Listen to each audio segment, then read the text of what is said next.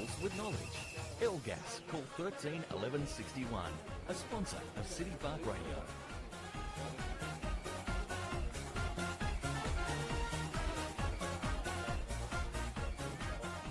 Welcome to Windsor Park in Launceston for the round 9 action here in the TSL this afternoon between Launceston and Clarence. Great conditions here. The players are out in the middle of the ground, about to do the toss. Jared Harper and also Brady Polferman wandering over. And we might get straight down to Tony Webb, who's down on the ground, and Rob Soward today as well. G'day, boys. Oh, they're not quite ready.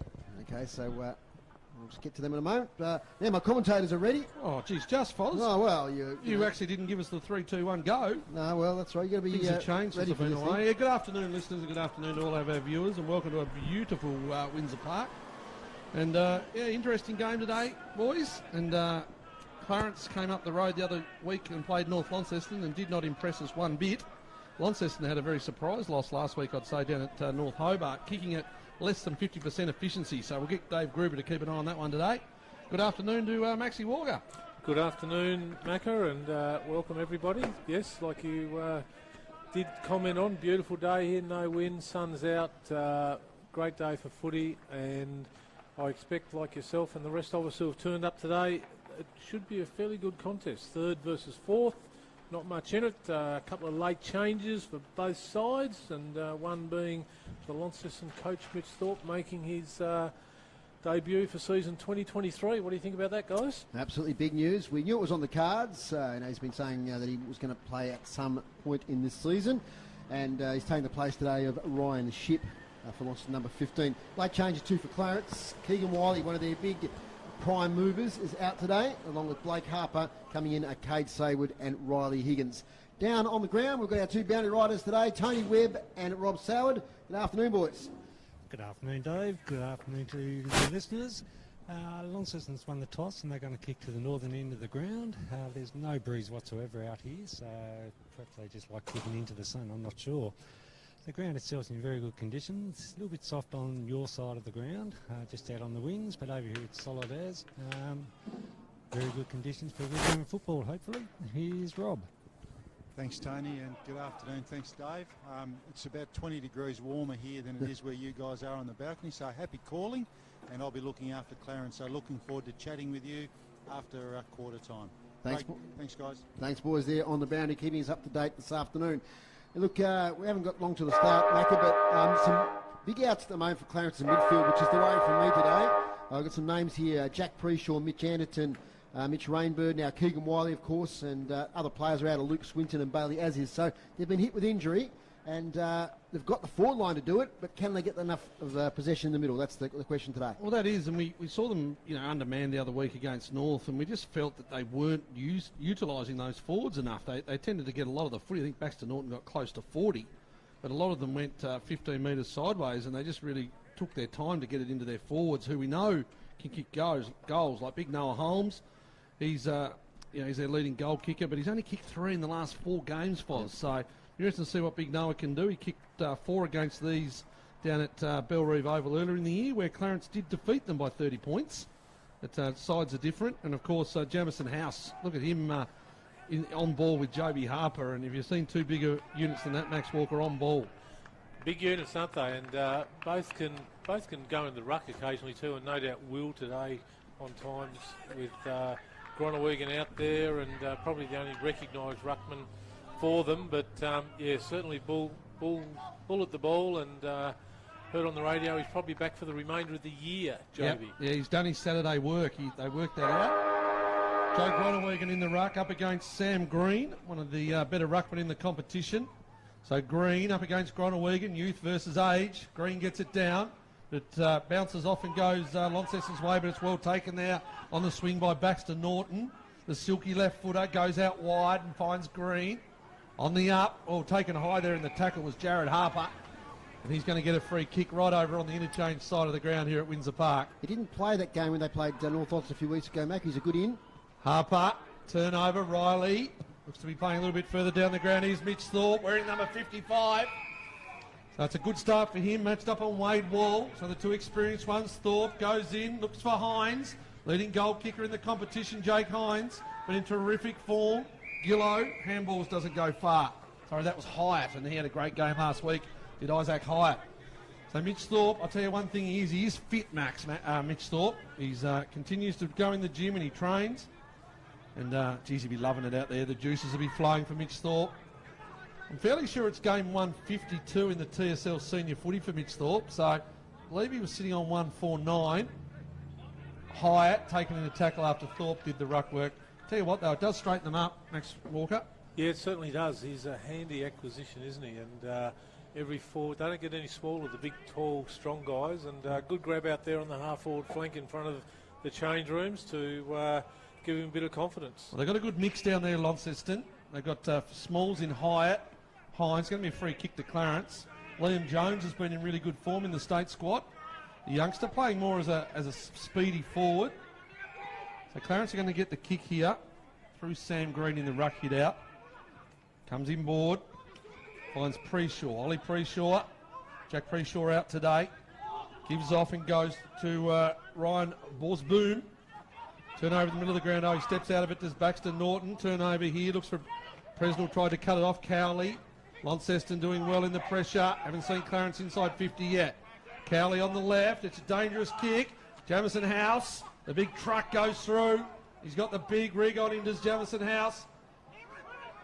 Get back to him in a moment. Good hands through there. Oscar Paprotny.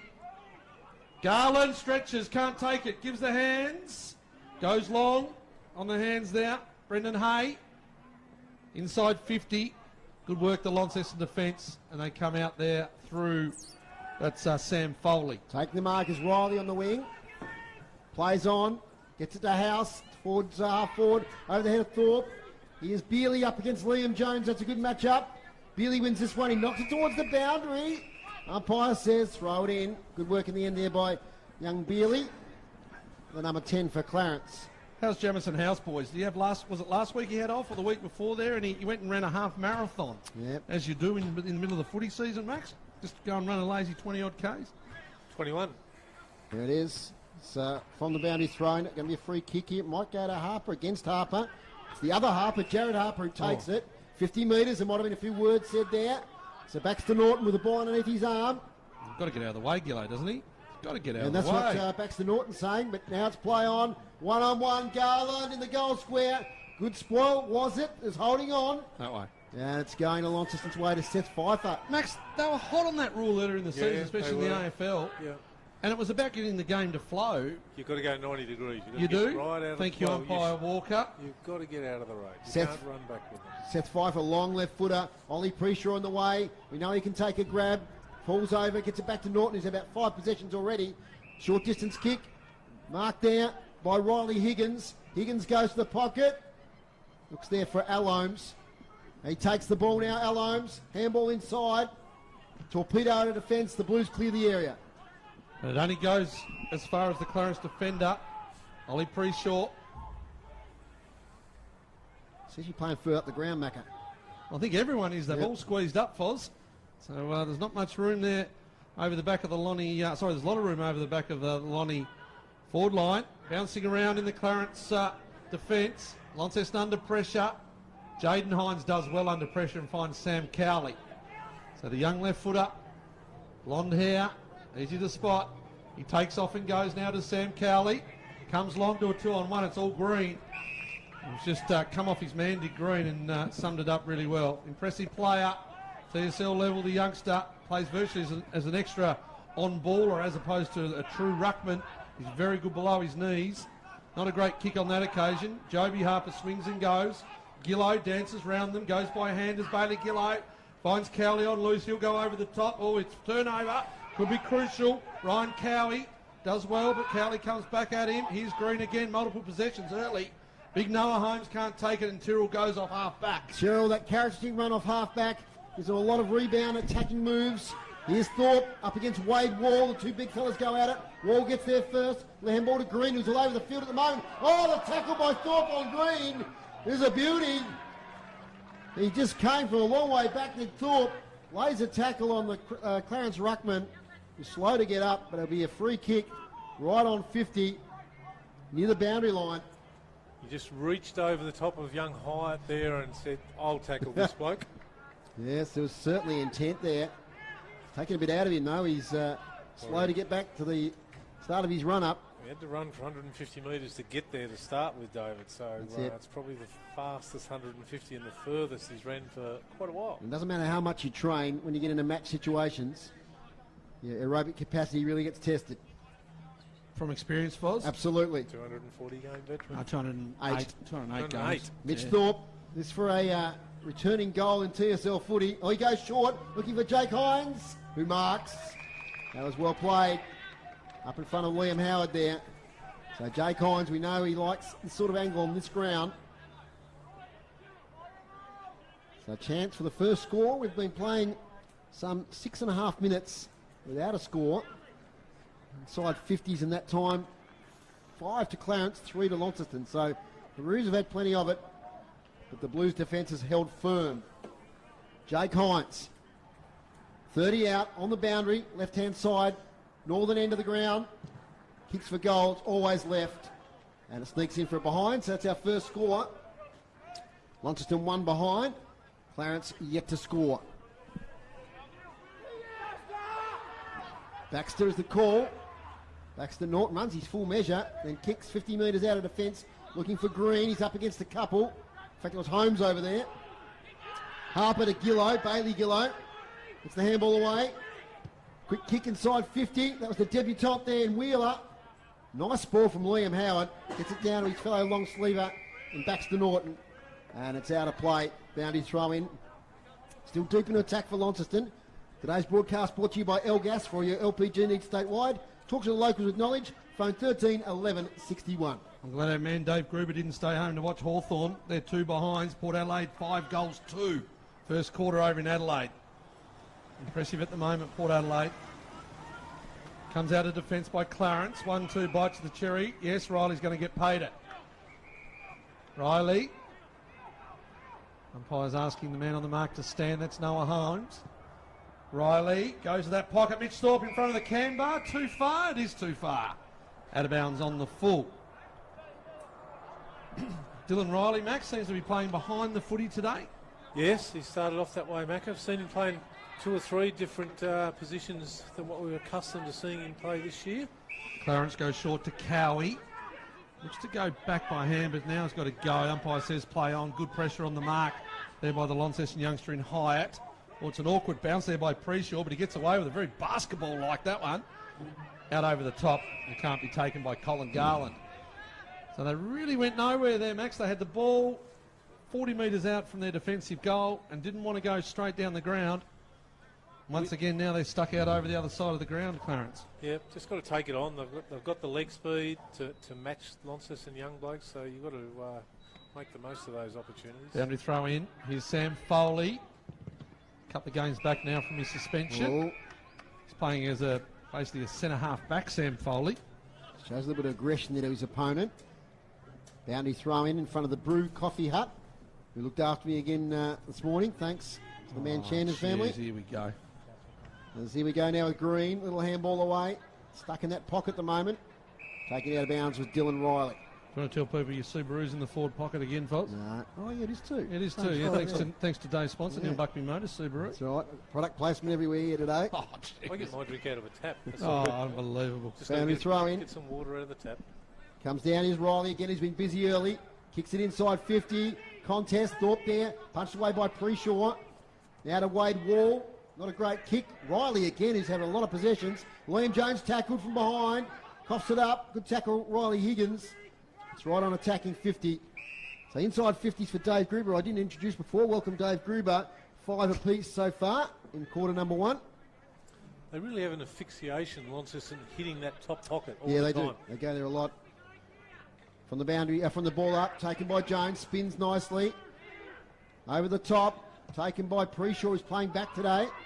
Ollie Preshaw, that is. Jack out today. Take it nicely again is Foley. He pumps it back into that pocket Max talked about. Riley takes the mark right on the boundary in front of Ryan Cowie. Sam Foley on Garland. How good their one-on-one win. He's running off. One-on-one victory. He's running off him too, Macca. Well, he's just got, they're setting up that Here's zone. Thorpe for goal. Mitch Thorpe. Near side, 1 behind. So 2 behinds now to Launceston. And Clarence yet to score 10.5 minutes gone in the first quarter. City Park Radio, 96.5, 103.7 is Macca McGee. Hawthorn have kicked their first, but unfortunately Port Adelaide have kicked their sixth. So still 5 goals. Clarence. What were the inside 50s for Dave Gruber there? 5 apiece so far. 5 apiece. Yep. Okay. Haven't really looked like scoring though, Clarence, with those 5, to be totally honest with you. Comes out wide here now. Baxter Norton. He'll look to go down the line and finds Keegan Ryan. Just up on Liam Jones. They've got some good running here. Borsboom runs, provides a target. Some space in front of Noah Holmes. He's going to go there, big Noah. No. Jeez, I'd like to be critical there, but I'll just leave it, Max. Tyrrell. Inboard. Oh. Riley. Actually not ready for that one in the centre circle for some reason. There's some strange happenings here at the moment. And it's taken in defence by Harry Fisher. Fisher goes wide to the interchange side of the ground. Players just piling on the ball over there, trying to come out and not doing so. Big Noah Holmes, Max. I was watching him there. There was space in front of him, but did he really want it? I'm not quite sure. He's just got to work harder, the big Noah. He started the season blazing. 9 goals in 2 games and then just hasn't looked like it, to be honest. Did get bodied off it a little bit there, but would have expected more from a full forward. From the ball up, taken by Riley. He's pushed off his kick. Chance for the Roos if they can break clear. It's going to come back though. Jaden Hines gets to the house. Quick kick forward. There's the debutant in Wheeler. He's going to hold in the tackle. A real thriller today in the D-League. It's almost last kick of the day. Clarence 9-9-63. Defeated Launceston 9-8-62 by 1 point. Marking the goal square with 30 seconds to go. And in the under-18s, the Roos 102 defeated Launceston 13. So a big win there. Shepherding in the ruck. And Sam Green, who's had a pretty good start to the game, will take the free kick at half-back. We'll keep an eye on the other TSL scores today, of course. Big occasion down there at Lauderdale we might touch on later on. Lauderdale and North Hobart. And also Kingborough Tigers playing Glenorchy as it's punched out of bounds there on the far side. In front of our boundary riders. Rob Sauer gets a little touch of the footy. Pretty excited. Boundary throw in. Green with a big tap. Only as far as Cowley, who's taken a tackle by Paprotny. Holds on to it a long time. Does release a handball. Jamison House, touch footy. It's contested footy on their far side now with House. Gets another little kick away. Liam Howard takes it. Has to get a handball away to Preshaw. And he takes it out of bounds. So Clarence absorbing a lot of early pressure, Max. Yeah, they certainly are. One thing I've picked up as well, and another opportunity here on a boundary throw-in, that Launceston have given away 3 infringements at ball ups or boundary throw-ins when it's not Groningen rucking. Groningen rucking this time. Wins a tap from behind. Palfreyman. He's tackled by Paprotny. Still tackled, but he gets it out. Groningen kicks towards goal. Bumped away from Cow. Taken now Hines. Snaps to the dangerous spot in front of the goal square. Kate Saywood takes a mark. No! Touch said the umpire. No, they're going to pay it. So the late inclusion, number 41, Kate Saywood, takes the mark in the defensive goal square. Clarence still looking to hit the scoreboard. Launceston haven't really done much themselves. 2 behinds to no score. 14.5 minutes gone first quarter. Under pressure there from Clarence was Harry Fisher. Ball goes out of bounds. In front of Lockie Presnell. One of the players that's come in this year by, was he early prospect, Max? Prospect Hawks. Yeah. Coached by the great Paul Crisp. Well, Paul Crisp. He's part of the St Pat's coaching panel this year, Max, up there on the hill. Him and Nick Roney called themselves the Cronies, they have, up there. Boys had a big win, including Lockie Presnell, near best on ground at Hutchins on Wednesday. So some of these boys are playing a couple of games in a week. These young boys are playing a bit of school footy as well. And the Cronies got the team up by a point against Hutchins. Finish on top of the ladder now. Speaking of St Patrick's College, he's last year's captain in Liam Jones. Snaps it forward. Trying to take the ball there is Hines. He tries to release the hands, but he's taken in the tackle. Umpire's called it high. Well, he'll take that kick because he didn't deserve it. Tried to shrug the tackle. Push the arms up over the neck. He does have a fair bit of body though between the shoulders and the knees though. This tackle's still got to go low. I don't It was understand. low. He just pushed the arms up with his arms. Goodness gracious. Watch the replay, Matthew. Goodness gracious. Can't watch the replay. Fozzie's got all my internet. So he's kicked 26 goals for the season. Jake Hines leading all comers. Trusty left foot. Goal. First of the day. Launceston 1-2-8. Clarence yet to score. It's an interesting one. Interesting one. Well, he was tackled legally, and Initially. and he Always dropped taught his- taught to put the arms up though. Always taught Yeah. that as a youngster. But Release the if you- hands. Yeah, I'm not going to win against you, Matthew. I don't know. No, not on this No, it's occasion. good No, discussion. No, well, it doesn't matter anyway, as you know. The umpire goal is there. The goal is there. And 1-2-8 the umpire Launceston. paid it the way he saw it. Hines goes to number 27 goals for the season. Umpires today, Adrian Cornish, Nathan Geeson and Riley Stevenson. Topical. As we're in the middle of Windsor Park again, so reward for effort there, the Blues. Port Adelaide 7-3-45. Hawthorn 2-2-14. Up it goes. Green against Harper, who just takes it. Thumps it 50 metres inside, attacking 50. Thorpe tries to knock it onto Hines. Wade Wall gets in the way. Another quick kick comes forward, marked by Hyatt. I don't know who got that kick. That was Thorpe. Mitch Thorpe on Yeah. his back. On his back. He kicked the ball over his head on his back. Yep. And he's got it to Isaac Hyatt, who's going to shoot on goal from 30 out. Just slightly left of centre for Blues. Second goal in a minute. Great to see Isaac Hyde. He was a talented youngster and has had a few injuries and illnesses over the last few years, but geez, his highlights last week at North Hobart were amazing goals. Isaac Hyatt for the Blues second. On the left foot. Makes no mistake. Kicks the goal for the Launceston Blues after the assist from Mitch Thorpe. And now they're 2-2-14, leading Clarence yet to score. We're playing 80 minutes in the first Could quarter. nearly go. Thorpe's having a few afters here at the moment with Harry Fisher, but that could nearly go down as assist of the year. Well, that was a push and went a little bit high.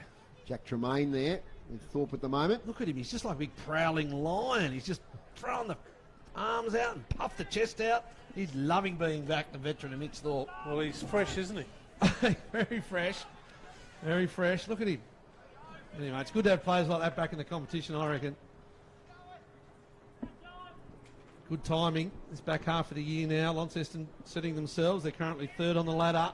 Trying to stay with North Launceston. Here's Liam Jones. He's clean out of the middle. Liam Jones looking up and finding Hines on the stretch. Great centre clearance, Launceston. Liam Jones to Jake Hines. My worry was the centre clearances.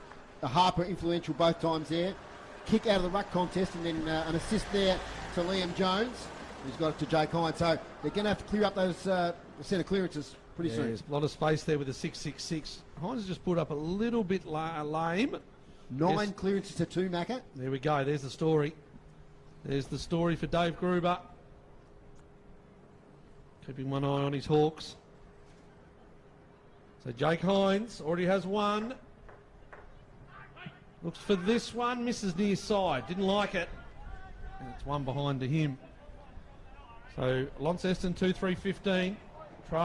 Lee Clarence yet to score, and it's 20 minutes gone, first quarter. It's been a long time since Clarence have been inside there attacking 50, Macca. It has. James Bealey now with the ball. It's a play on. Goes outside defensive 50 looking here and finding Keegan Ryan, but it's out of bounds on the full. So free kick. And Mitch Thorpe. 2 kicks out from goal. He launches it to the hot spot. Who's going to fly? Harper's there, but it's good mark, is it? Yes. Sam Green has been one of the best for the Roos so far. He's a talent, isn't he? The ball is carrying a little bit to that end of the ground, so we'll get to the boys at quarter time where a little slight breeze might have sprung up. As it's going into Tremaine, who marks right on the boundary line in the back pocket. Jack Tremaine plays on. Up the wing. Players shield their eyes from the sun. Definite Tyrrell breeze. takes them up. Yep. Definite breeze. Definite Yeah, breeze. that one held up. Tyrrell now kicks with that breeze to the goal square. Might carry everything. Almost a mark there to Riley. Gee, Wade Wall, was that a throw? Play on. As that's going to be a ball up near the goal square. Got away with that one, Wade Wall. It just popped up out of one hand. Bit like how the umpire's about to throw it up. He did the same thing. Umpire Nathan Geeson throws it up. Sam Green, that's intelligent play towards the boundary line with a big thump. Tyrrell, a house there. Player fell towards his back, but play on. Tremaine now. Clearing kick, which comes straight back, I think. Now with Bailey Gillow. It's a handball way under pressure now to Palfreyman. Now Jaden Hines to the goal square. Oh, gee, there's no understanding there between Preshaw and Green, but it's gone through for a rush behind. 2-4-16 Launceston. Clarence yet to score, Macca. Should mention the youngster Jacob Wheeler was involved in that bit of play there on debut today, another debutant. How much about him at all, Maxwell? No, his father coaches the Launceston D-League. That was all I could give you too. Yeah. Yeah, my work. Anyway, good to see. Here's another one. Another youngster. Lunson. Yeah, Kai Lunson. So Prospect Hawks. Prospect Hawks played D-League last week, been in now a little bit, but had a good game in the D-League, so deservedly got his spot back. Just that kick. Held up. He's Norton. He's tackled by Thorpe. Got rid of it hot. It has to be a... Oh, no, the umpire said he held on too long. Didn't have it. Oh, yes. Early scores at Lauderdale. North Hobart 3 straight 18. Lauderdale 1-1-7. And a fast start for Kingborough 4-5-29. Leading Glenorchy yet to score. Back to Norton. There's that little 12-metre kick again. Paid. They go short. Definite team plan. Trying to cut through this Launceston defence. Back to Baxter Norton. I might have gone 14. Preshaw.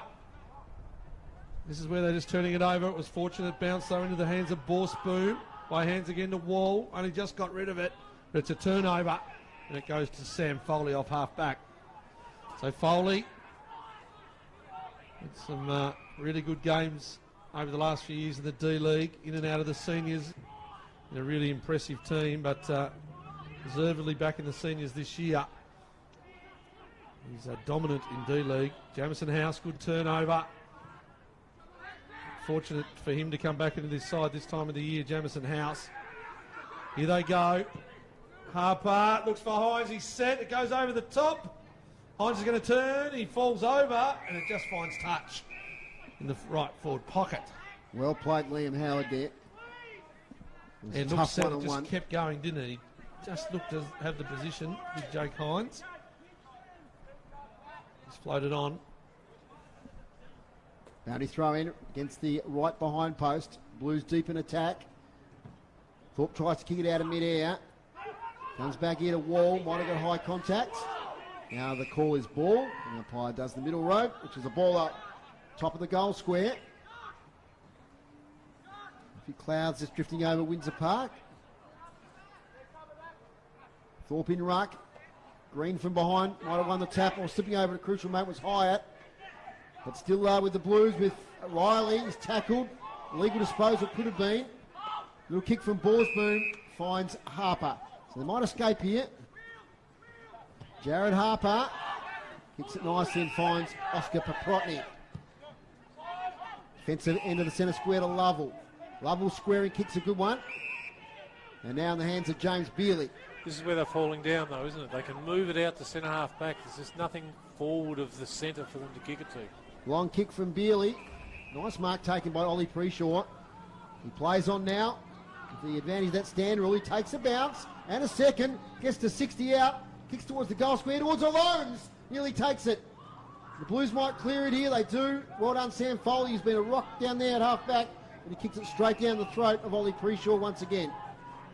So Preshaw, 2 kicks out from goal. Kicks to the pocket. They are looking for Garland, but in the way, taking a nice mark is Lunson. So they're holding firm this Launceston back line, Max. They are. The entries that Clarence have had, a couple of deep ones then, which have been well defended by the Lonnie Blues. Lunson, lovely kick to Riley. He's probably had 7 or 8 possessions in this first quarter, drifting across half back. Kick's not bad, and finds a teammate there in Connell McCormack. Connell, McCormack. It's a half forward. Thump away from Wall, who's playing in defence. And that's quarter time here at Windsor Park. And at quarter time, it's Launceston 2-4-16, leading Clarence yet to score. But we think that Launceston might have had a slight breeze in that quarter. Goal kickers, Macca. Jake Hines with one, and also, where did I go? The other one, Max? I mucked up. Isaac Foley. Isaac Hyatt. Isaac Foley. He's Reverend Knight. Isaac Hyatt. Isaac Hyatt. Let's do that again. Jake Hines won and Isaac Hyatt won. There it is. I tell you what, I reckon, Clarence, if there is a bit of breeze out there, the fact that Launceston were probably dominant inside 50s and clearances, Clarence would probably take it. They certainly would. The inside 50s were pretty even there about halfway through the quarter, but Lonnie kept it up there, and apart from that last couple of minutes where Clarence had a couple of deep entries. So I think overall, Clarence, like you say, will be very happy with the outcome of that first quarter. There's a little windsock over there on top of the Launceston Football Club change rooms that dropped off a little bit at the moment, but did have a bit of air in it earlier. Just like to see Clarence, before we go to break, just Clarence once again, lots of possession in the back half, chip, and then they either turn it over at half back. I thought Sam Foley had a really good quarter down there, Ryan Tyrrell, but then they just can't get it inside 50 and in a scoring position. No, So, and they worked it hard around, worked hard to get it out to centre half back, but then beyond that, they just got no targets. So I've got to get the Garlands and the Noah Holmes and the Alholmes like actually they've got targets. They're just not getting it there, are they? Stats to quarter time, thanks to Dave Gruber. Hit outs 8 apiece. Clearances, Launceston 9 to Clarence 4. Inside 50s, 13 entries to Launceston that first quarter to Clarence's 7. At one stage it was 5 apiece early in that first quarter. Marks inside 54 to the Blues, none to Clarence. Free kicks 4 apiece. Intercept marks 5 apiece. We'll take a break here on City Park Radio. You'll listen to 103.7 and 96.5. When we come back, we'll set the scene for the second quarter. Back in a moment. Play your cards right this winter with new LPG deals from Elgas. Whether you're moving in or you're settled in, make the switch online today. From LPG account credits, fixed pricing and carbon offset options, Elgas has got you covered. Don't lose out this winter. Visit the website, choose your new deal and sign up today. Go online, www.elgas.com.au. Elgas. Local, safe and reliable. A sponsor of City Park Radio. What if I told you there's a job out there where you can really make a difference? Where you can inspire others and be inspired? Where your workmates make you laugh constantly? Not only that, but you could work from home, set your own days and hours and find financial freedom. Sounds too good to be true, right? Well, it's not. If you love working with children, join our Thrive Group family and become one of our family daycare educators. Give us a call on 6341 1555 or visit thrivegroup.org.au. Thrive Group, proud sponsor of City Park Radio. Local and live and in our community. City Park Radio, 103.7 and 96.5 FM. Welcome back here to Windsor Park at quarter time. It's Launceston 2-4-16 leading Clarence at the score. And other TSL games at the moment down at Lauderdale. It's North Hobart 5-1-31 leading Lauderdale 1-2-8. A couple of goals there to Jack McCulloch. And at the Twin Ovals, it's Kingborough 4-5-29 leading Glenorchy yet to score. Of course, we're not sure about any wind advantage in those games down there. Max, I think you're going to get some scores today. You probably haven't got one yet, but the very interesting Longford-Hillwood game coming up at Longford Recreation Ground. It is, Dave. Really good contest out at the Longford Tigers today, and yes, I will get some scores there shortly. I do know in the first two games, the Hillwood ladies won convincingly against Longford. The Longford played Scotch, I think, in their unders, and Scotch played very well and a convincing win there. And just having a look at the final score for the reserves, that was 72 to Hillwood 19. So, a bit of one-sided game so far, but I don't think the senior game out there it'll be a lot more closer than you would think. The earlier game today here was a real thriller as Clarence 9-9-63 defeated Launceston 9-8-62. As I said earlier, basically on the last kick of the day. And the under-18s, it was Clarence 14-18-102 defeated Launceston 2-1-13. The stats have arrived, Macca. What do you got there, thanks to Darren Lovell and Damien Donnelly? Yeah, so Dylan Riley led the Launceston stats with 8 possessions, playing that sort of more wing half-back role. Mitch Thorpe with 6, welcome back. Joby Harper 6, Ryan Tyrrell 5, and Sam Foley 5. And they normally keep 1. Can't see that one there today for Clarence, but I'd imagine Baxter Norton's probably had quite a few, but not very gaining many yards when he does do it. But look, excellent Dylan Riley with 4 marks as well.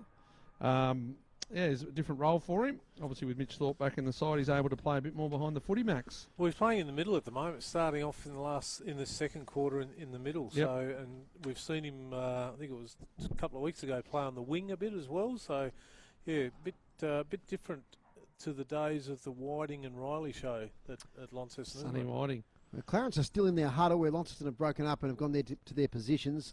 Tony is standing on his lonesome, and Rob's heading over because he's been at the Clarence huddle. We'll get to Tony first. Tony, what did Mitch Thorpe have to say at quarter time? He was actually pretty pleased with that quarter. He felt the defence stood up really, really well.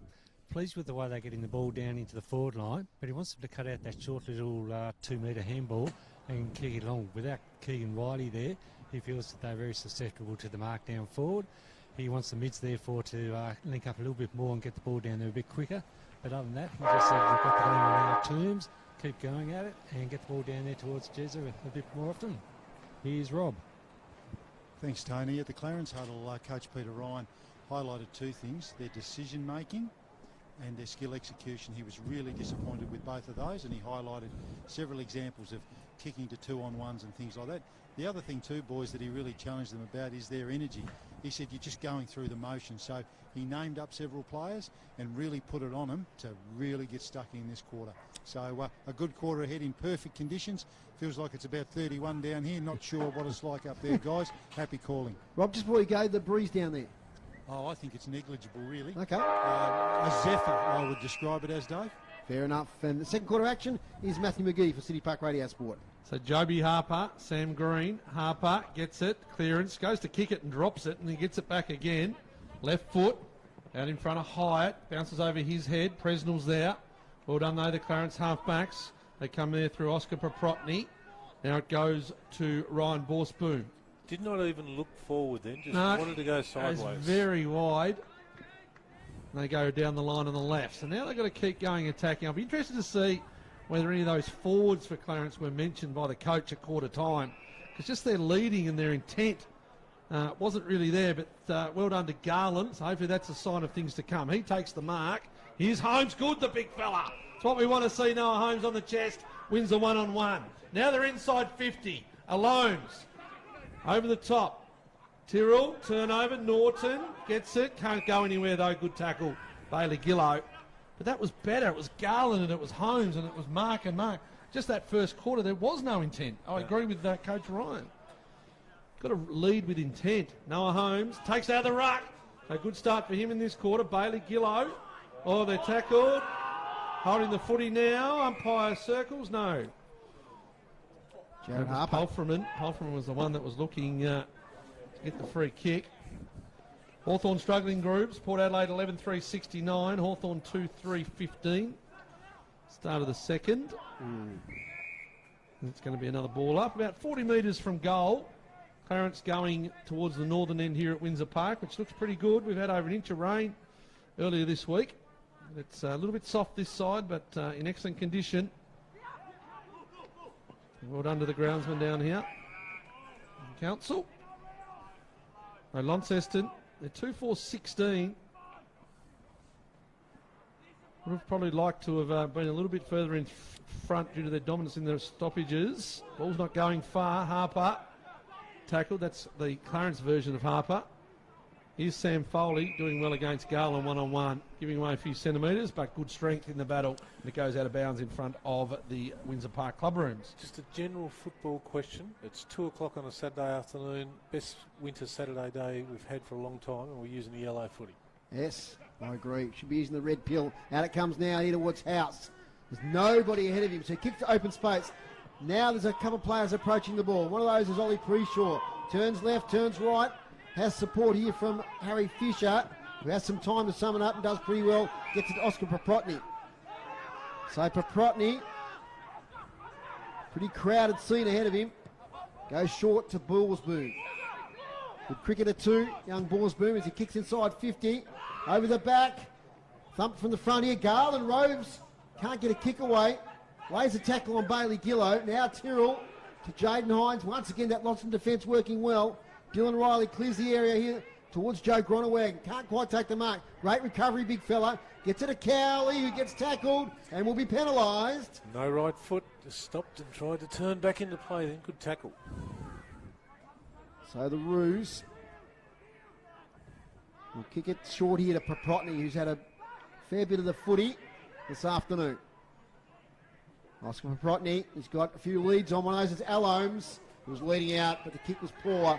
And Sam Foley, who had a good first quarter, takes a mark in defence. Another intercept mark.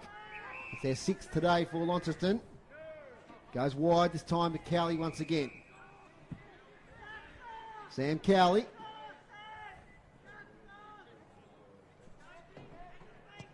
Kicks down the wing. High ball. Taken by Paprotny again. Handball not great. Still a chance. And it spills out of bounds with a bit of a physical contact there in front of the Launceston bench. Back to your point on the footies. It's probably a good point you make. Who makes that call? Is it the TSL? Do they provide the footies? The home team? Do they provide the footies? Are they worried about the fourth quarter? Can you change the footies in the last quarter? Absolutely. Can you? Yeah. No. Sam Green kicks it high inside 50. Holmes front position's a tough one to mark. Sport from behind by Foley. Little kick here by Garland to the hot spot. Clarence player getting under it. Good spoil once again from Atkins. Jaden Hines, release handball out of Foley. Foley back to Atkins. Campbell Atkins. Oh, he's overcooked it. And Baxter Norton takes the mark. Maybe right on his range. Directly in front to the northern end of Windsor Park. Yeah, it wasn't worrying me, Max, but probably a good point you made. Thank you, Max. I think it's probably that last quarter they might be worried about. Not good business to have to double up. Baxter, Norton, goes short, finds a little fella in Hay. So Brendan Hay, 30 metres out, directly in front. Good choice then too, just not to bang it in long, just held it, and caught Foley asleep then, young Hay did. Brendan Hay. He'll cross the 50 now. He's going to kick probably from about 35 metres. They need this one, left foot. Misses for a point. Geez, that would have been nice, wouldn't it, just to get on the board with a goal. Especially if there's a little bit of breeze there. Rob Sowd said there wasn't much. The ball just did hold up a couple of times in the first quarter. Maybe it was when the Zephyr came through. Liam Jones gets the kick out from Tyrrell. Liam Jones. He goes really short. It's got to be play on. Ooh, oh, jeepers. Gives it to Josh Gillow. He goes by hands back to Jones.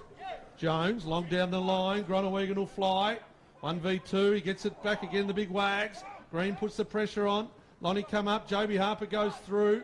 Can't take it. Bailey Gillow, hands and knees. He looks to go left. He looks to go right. It's finally going to get to Harper. Middle of the ground. Good hands. Liam Jones, clean hands. Is Presnell. Sorry, no, that's the first gamer in Wheeler. Wheeler, Thorpe. Didn't really look to even do anything but barge his way through. Harper, taken in the tackle. Sorry there. Yes, it was the youngster in Wheeler. First possession. Clean possession. Presnell's, of course, 34 and he's 24. My mistake. Group's first inside 50 for Launceston this quarter. Yes, he's nodding to me. So that's after nearly 5 minutes of play. Up it goes. One by Green down to Norton, who's been really busy today. Kick smothered there. Roos trying to rebound here from half-back. Little fumble there from Paprotny. Oh, jumper held there, Hyatt. Play on. Preshaw does pretty well. Disguises it to the boundary line. It'll be a boundary throw-in. 2-4-16. Excuse me. Launceston. Clarence 1 behind 1 point. Don't forget City Park Radio tonight. NBL 1 action. Tornadoes, after a great win last night up in Ulverston, take on the Frankston Blues. You've been busy, Fozzle. Here our coverage from 5 to 6. Yes, quick getaway from here. As Joby Harper takes it, his tackle. Clarence look to escape from half-back, but they can't do so. Presnell, handball over the top to Harper, who's just such a bull in these contests. It's like rugby league when he gets it. They try to tackle him to the ground. There's a bit of afters there. Umpire Geeson's going to throw it up quickly.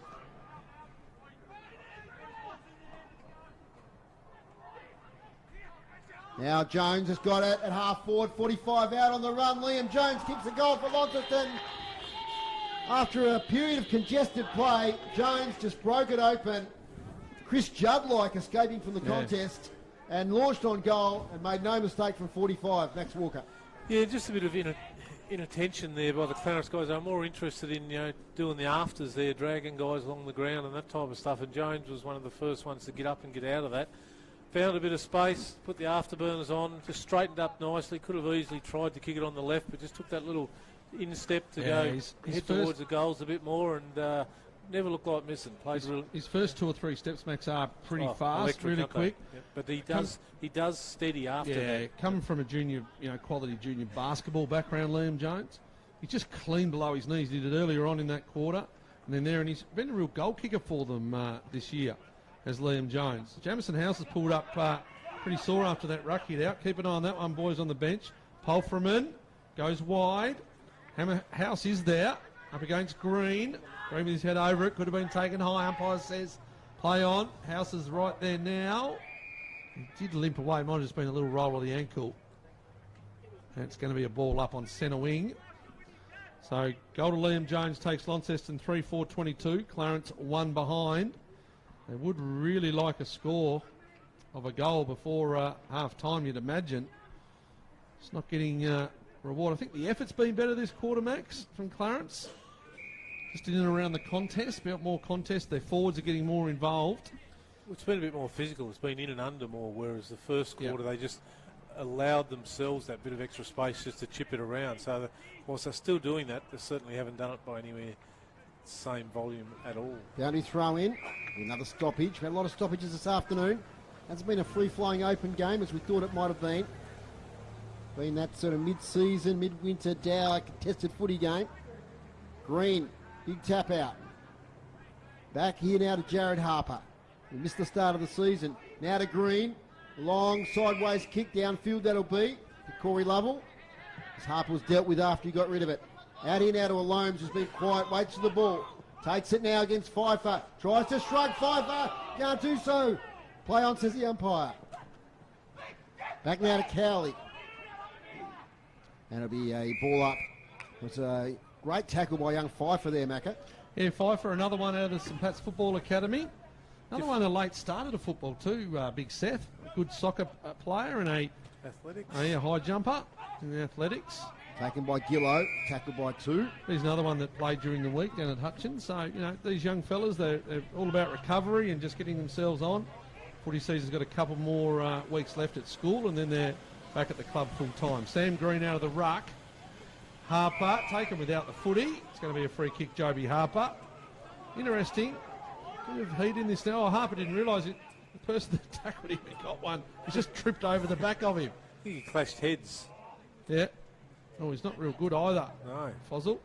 Who have we got there on the ground? Long sleeves. He's trying to get up. Is young Keegan Ryan. Yeah. Oh, he's no good. Oh, that was right in front of the umpire. So what's he done? Run through him? No. Joby Harper.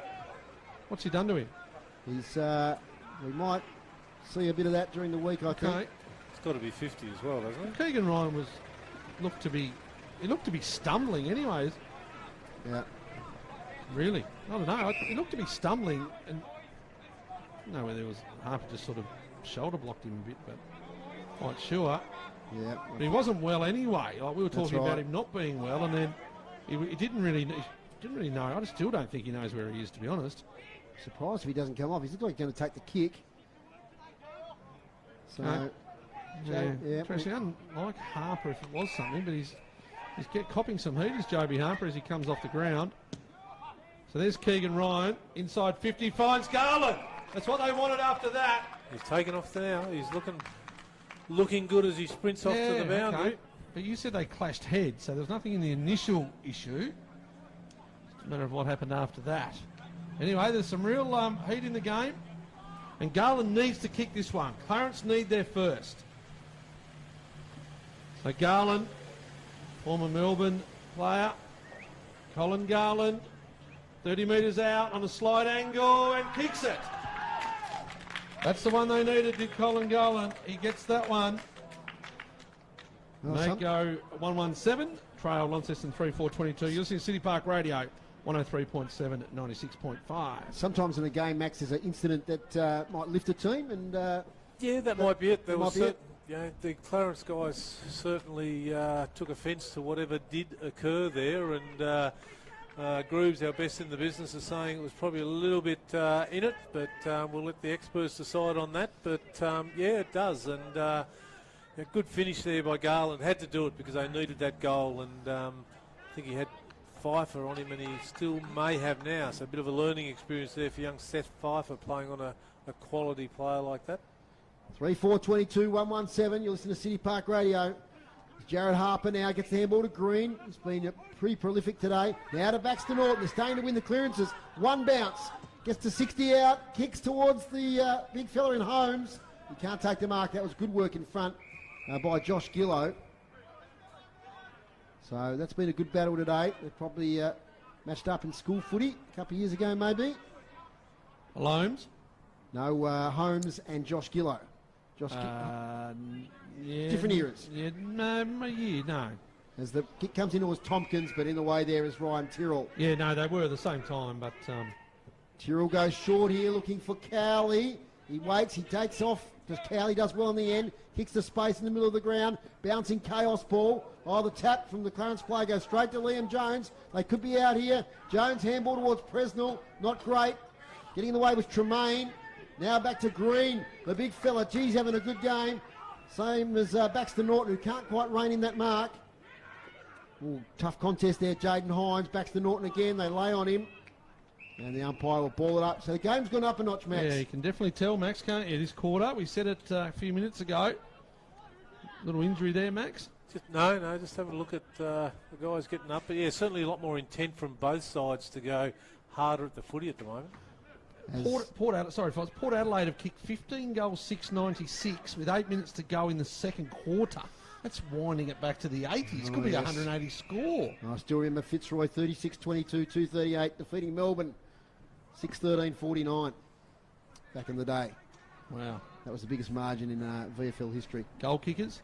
Oh, there was too many. Conlon, Quinlan, etc. Boundary throw in on the far side. Les Parrish. Yes, Salty. As Gronewagen wins the tap, only as far as Green. He's tackled from behind. And Mark Zanotti. No, that's after that. Oh, is it? Yeah, oh, that's back in the high. halcyon days of the Roys. Barwick. No, before that even. Paul Roos. No, before that. Anyway, back to the footy here. He's that old. Green, yes, as he gets a little handball away to Jared Harper. Over the top here, looking for the young player there in Flynn Marshall. And, in the back. It's going to be in the back. Coming back to Flynn Marshall. They've just got on top a little bit in the last 5 or 6 minutes, Clarence. Totally agree. Not on the scoreboard, but around the field of play. It's a bit going on off the ball too, like hits, not hits, but grabs and just making life difficult for the Launceston half-backs at the moment, Clarence. Oh, ooh. Another clash. Awesome. They're both upended there. Sam Foley.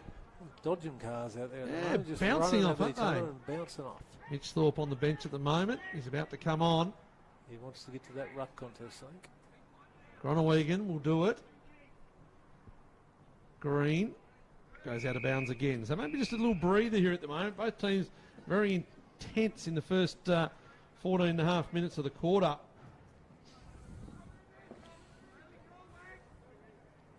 So boundary throw in front of the boys on the interchange there, in front of the boundary riders. Here's Thorpe, he's on. He bustles through, taps it on to Mitch Thorpe. Will kick forward, Pulfreman gets the clearance they needed, Launceston. But it comes bouncing back the other way to Pulfreman. Collects his own ball effectively and goes out of bounds in front of the Clarence interchange. So even though it's only 1-3, game is fairly intriguing at the moment. Another one to Clarence would make it very interesting leading into half-time. Gronewagen palms it down. Here's Clarence's opportunity. Comes off the shin. Doesn't go far. Oh. Kai Lunston went without it. Hines, Jaden Hines that is. Well tackled by Corey Lovell. Were you eyeing about, Maxwell? Just the bounce of the ball. The bounce of the ball. Got through 4 of them. Was a toughie. Ball up. Gronewagen goes again. Nice tap down. Keeps it nice and close to Gillow. Bailey Gillow, that is. Good kick out. Well done, Launceston. Through Lockie Presnell on the clearance. Mitch Thorpe gathers. Snaps it forward. Who's that there? Hyatt. But it goes out in front of him and the first gamer in Wheeler. Around the grounds, North Hobart 6-3-39, lead Lauderdale 2-4-16, and Kingborough 11-7-73, lead Glenorchy 1 straight 6. Today's broadcast brought to you by Elgas. For your LPG needs statewide, talk to the locals with knowledge. Phone 13 11 61, boundary throw in. As Wade Wall wins it down. The backup ruckman for the Roos. He's laid upon there by Jake Hines. Ball up. It's 3-4-22, 1-1-7, a very low scoring game. Half time we've got Jodie Clifford, the coach of the girls under 18 Coates Talent League team. And she'll be live from RSEA Park, formerly Moorabbin, to talk about their game today. As Paul Freeman gets it forward now to Thorpe, who marks against the boundary line, 35 out, kicking to the town end of the ground. Somebody's phone rings down below us. Mitch Thorpe. He's been involved in a couple of goals today. It's their first inside 50 for a little while, the Blues. It's 6-3 in this quarter. Clarence's way in that stat. So Thorpe in the bright sunshine. He goes short. Oh, there's a player unattended. Dear, oh dear. That's Isaac Hyatt, who had probably about a 20-metre radius of space, 35 out directly in front of goal. And Peter Ryan, Max, would not be happy with that. No, it was poor checking. There was, they all drifted back expecting the long kick, and he stood there for half a minute while Thorpe set himself up without any obligation on a Clarence guy to go anywhere near him. Chancery's second, Isaac Hyatt on the left, kicking to the town end of the ground. Isaac Hyatt kicks Launceston's fourth goal and extends their lead, 4-4-28 to Clarence 1-1-7. Yeah, certainly in a close game like this where it's not high scoring, we've had, 4 goals to 1, so 5 in a half to date with about 5 or 6 minutes to go in this half. That is very poor, and the Clarence coaching staff would be extremely disappointed with that. Whoever's on Hyatt at the moment, you'd probably just want to stand off and pretend it's not your man at the moment, because everyone will be looking at you. Right, Rob Soward's got an update here on Sam Green. Thanks very much, guys. Lower leg injury for Sam Green. Not sure if it's an ankle or further up the leg. We'll update as we go along, but he's obviously got some people having a look at him. He's trying to get his movement going there, so we'll provide an update shortly. Not the news Clarence need. Noah Holmes has to go into the ruck. Can't get over Groningen. The more agile Groningen gets over the top of Holmes. And the ball just goes down, and it's going to be a secondary ball up as Polferman, the last man up. Polferman, co-skipper with Harper.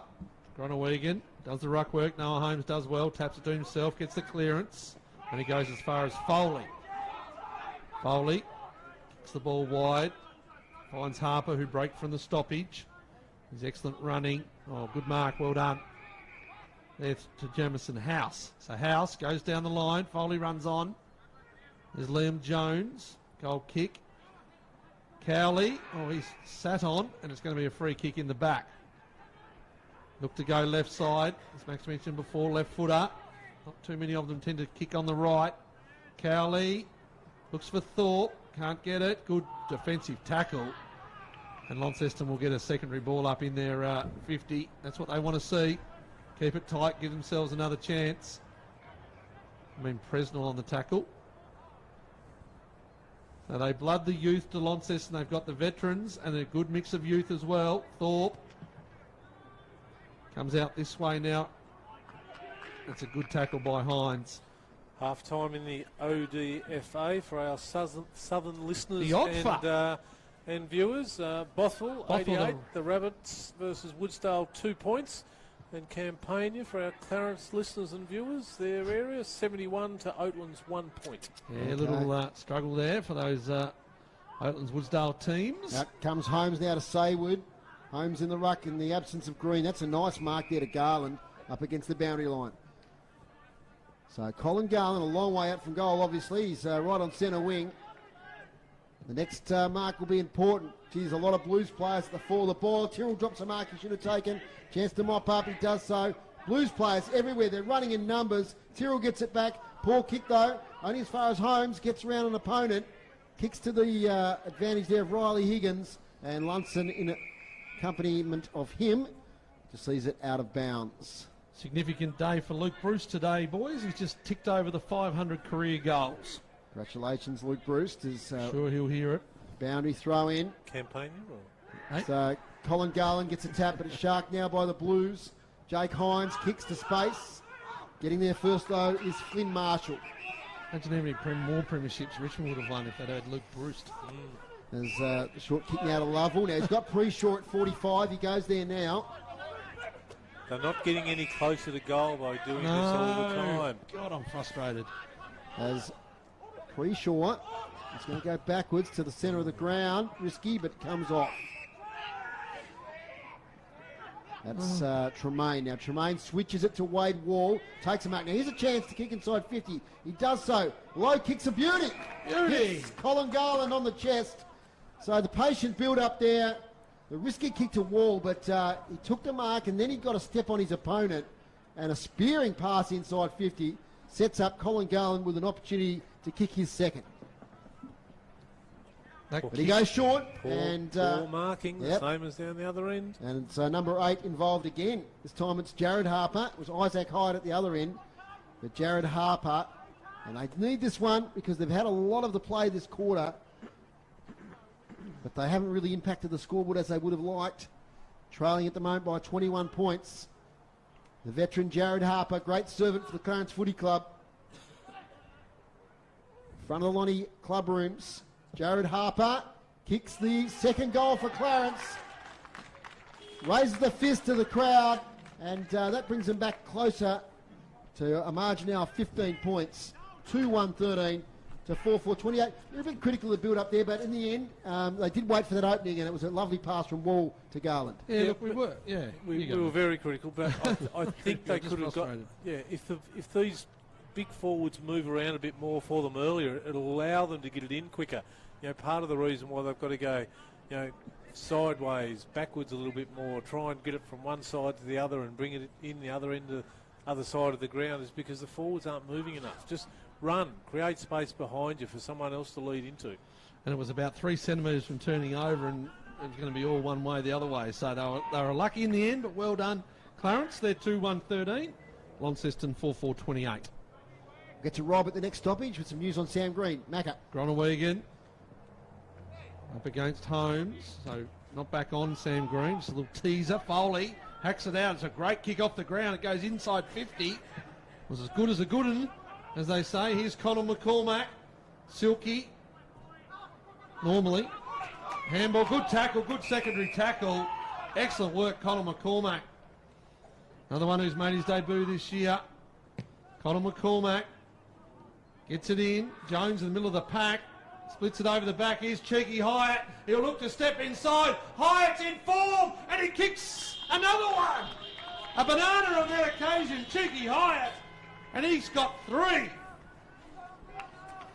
Through the best. That was a really exceptional, clever goal. Just carried it a little bit further. Set himself probably 25 out and thought, no, I can carry this another 10 metres. Yeah. Then guarantee myself the goal. So really, really good positioning by him. He's been very, very elusive up there at the moment. Kicked 3 last week at North Hobart, and I think at least 2 of them were hit the pack and go front and centre. The old-fashioned front and centre, and he's got good wheels. He's also very competitive, so don't be surprised to see him, maybe not this year, but next year, also develop into a really competitive inside midfielder as well, Max Walker. Rob Soward, quick news on Sam Green. I was counting the steps in. I was waiting for the whistle. Look, they're restrapping Sam Green's ankle. They're confident that that'll be okay. I'm not so sure. We'll keep you posted. Thanks, Rob. It's with your secondary ball up from the middle. So the answering goal there for Launceston to the one from Harper of Clarence. So the margin, 21 points. They've kept them at arm's length in this second quarter. Still game on, though. Plenty of footy left in this contest here at Windsor Park. As we hit half-time, and at half-time it's Launceston 5-4-34. Clarence 2-1-13. So in that quarter, Launceston kicked 3 goals straight to Clarence 2-1. So the Blues winning both of the first 2 quarters, and they lead at half-time by 21 points. Goal kickers, Macca. Isaac Hyatt with 3, Liam Jones with 1, and also Jake Hines with 1. And for Clarence, Jared Harper and Colin Garland. Okay, Max, a pretty even second quarter, but of course Launceston got that lead in the first quarter, and it sees them with a comfortable lead, but possibly not unassailable. but they've been the better side in the first half, obviously. Yeah, certainly not unassailable, Dave. It's a fairly meagre 20 points at the moment, but they've certainly shown Clarence a clean set of heels, Launceston. They've been quicker at the ball, they've been cleaner in the air, their tackling's been really good, whereas Clarence would certainly, if we were taking possessions in this game, they would probably be 50-60 better off in the possession count, but it's what you do with them when you get it. I feel that Clarence, if they just move, we've said it in the call, if they just move and raise their eyes a little bit and have a look deeper in the forward line when they've got it around half forward, I think they've got more opportunities than what has been presented so far to them on the scoreboard. If they just raise their eyes a little bit, kick it a little bit longer, kick it a little bit more direct, there's a lot more opportunity there when you've got Garland, you've got Alholmes, you've got Holmes, who's gone into the ruck at the moment while Green's getting that injury seen to, but certainly far from over, fairly even at the moment. Launceston be very happy with their first half, I think, even though that they're only 20 points in front. They're in front, they've defended really well when they've needed to on most occasions, and getting a lot of run and carry and good ball movement from their younger guys. Half-time stats thanks to Dave Gruber. Hit-outs 23 to Clarence, 21 to Launceston, 15 to 13 the Roos way in that quarter. Clearances, Launceston still winning there, 20 to 13. Their on-ball brigade of Harper, Polfram and etc. has been really good inside mids there, have been good at getting that first use of the ball. Inside 50s, Launceston 21 to 13, and they had 8 to 6 in that quarter. Marks inside 50, Launceston 7, Clarence 4. Free kicks 7 apiece. Intercept marks 8 to Launceston, 7 to Clarence. Got some scores, Max? And out at Longford, it's quarter time, so must have started a little bit later there. 2-2-14, the home Tigers to the Hillwood Sharks, 1-1-7. Okay, pretty close game there. Thanks to Darren Lovell, has just delivered the individual stats to Matthew. Yeah, for Launceston, Ryan Tyrrell with 11, 6 that quarter. Brodie Polfram, better quarter. He had 7 that quarter for 11. Bailey Gillows had 11, including 10 handballs. Doing a lot of work on the ground there and getting 8 ball gets and 8 contested. So doing a lot of inside work. Joby Harper with 10, Mitch Thorpe with 9, Sam Foley with 9. It's not a bad return for your first game. 9 touches for a forward to half time for Mitch Thorpe. Oh, look, I think he'll bring something to them if he can keep the body going, and he might rest himself again towards the end of the season, and we'll see how we go. Oscar Paprotny, 9 possessions for Clarence. There's one of their keeping track of there. Okay, so let's just before we have a break, quickly look at the other TSL scores at the moment. Sort of evening up a little bit there at Lauderdale. It's North Hobart 6-3-39, leading Lauderdale 3-5-23, close to half-time. And in the other game, well in front are the Tigers, 12-10-82 to Glenorchy, 2 goals straight, 12. And today we recognise, as we do across the TSL, the contribution of Dion Mead, who was a volunteer at the Lauderdale Footy Club, and just see all the comments during the week about his contribution to the club. You reflect about how many people across a lot of clubs are the lifeblood of clubs right across Tasmania. Certainly Dion Mead was one that put in a lot of hours at the Lauderdale Bombers. So we think of him and his family today, and we recognise his contribution to the Lauderdale Footy Club. Okay, we've got Devils score here. And Sandringham 19 lead the Devils 8. Speaking of the Devils, after the break, we're going to have a chat to Jodie Clifford, who's the coach of the women's under-18 team that are going to take on Sandringham later on at 5 o'clock this afternoon. We'll take a break and we'll come back and have a chat to Jodie. Back in a moment. Play your cards right this winter with new LPG deals from Elgas. From LPG account credits, fixed pricing and carbon offset options, Elgas has got you covered. Go online, www.elgas.com.au. A sponsor of City Park Radio. Do you or someone you love need a helping hand at home? Get the immediate home care help you need through Community Care Tasmania's Dial an Angel service. Help can be arranged for just a few hours or longer. Now you can buy Dial an Angel gift vouchers, the perfect gift for a loved one. Visit our website, cct.org.au. Dial an Angel care service is delivered by people you can trust. Ring Dial an Angel now on 1300 722 400 or 6334 0990 or visit cct.org.au. At Community Care Tasmania, we put your care first. A sponsor of City Park Radio.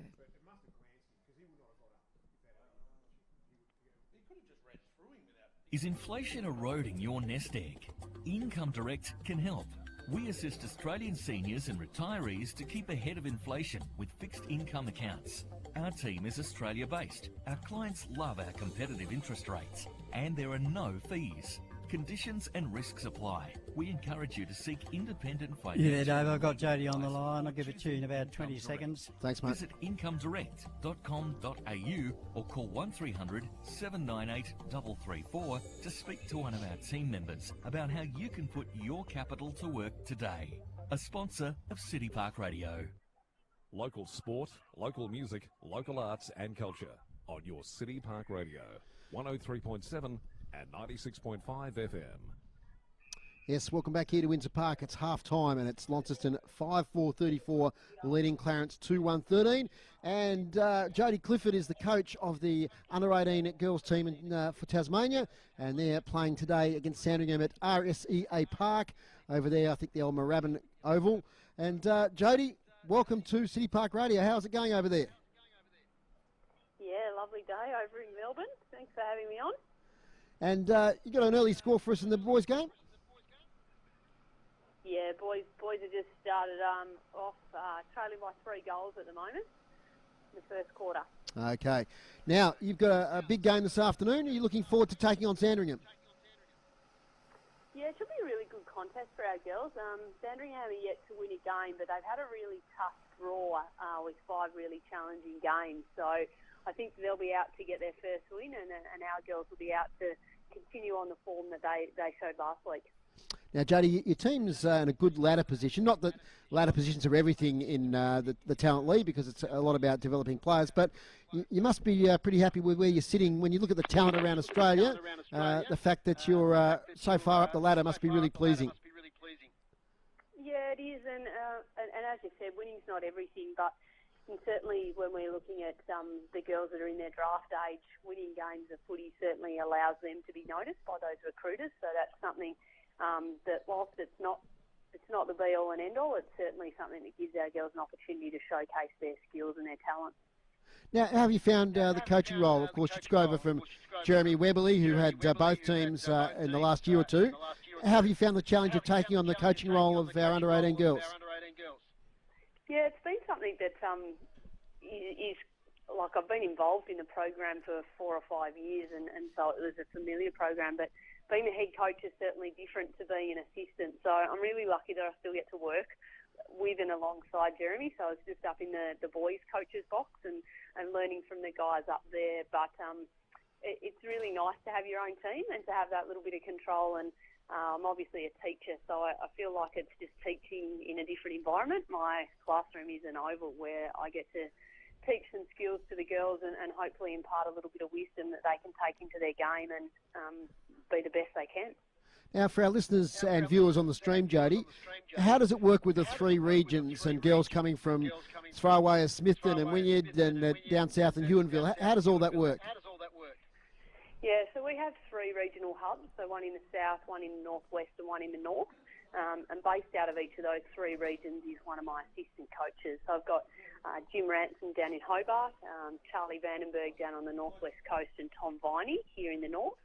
And each of them then are, responsible, and they take the training sessions in each of those hubs. And then on a weekly basis, I kind of rotate around. So I'll spend a week in the north and then down to the northwest coast for a training session, and then down to the south. So I try to get to all 3 regions to be able to give players feedback and to see how they're going, and to spend a training session with them. But basically it's kind of controlled within those regional hubs. We send out a training plan, so all the girls are doing something similar based on the footage and the vision from the weekend's game, and with the same outcomes intended, and that might be just run a little bit differently by the coaches that are down in that area. And Jody, as a coach of the team, is there any skill in particular or part of footy that you concentrate on as a coach for the girls?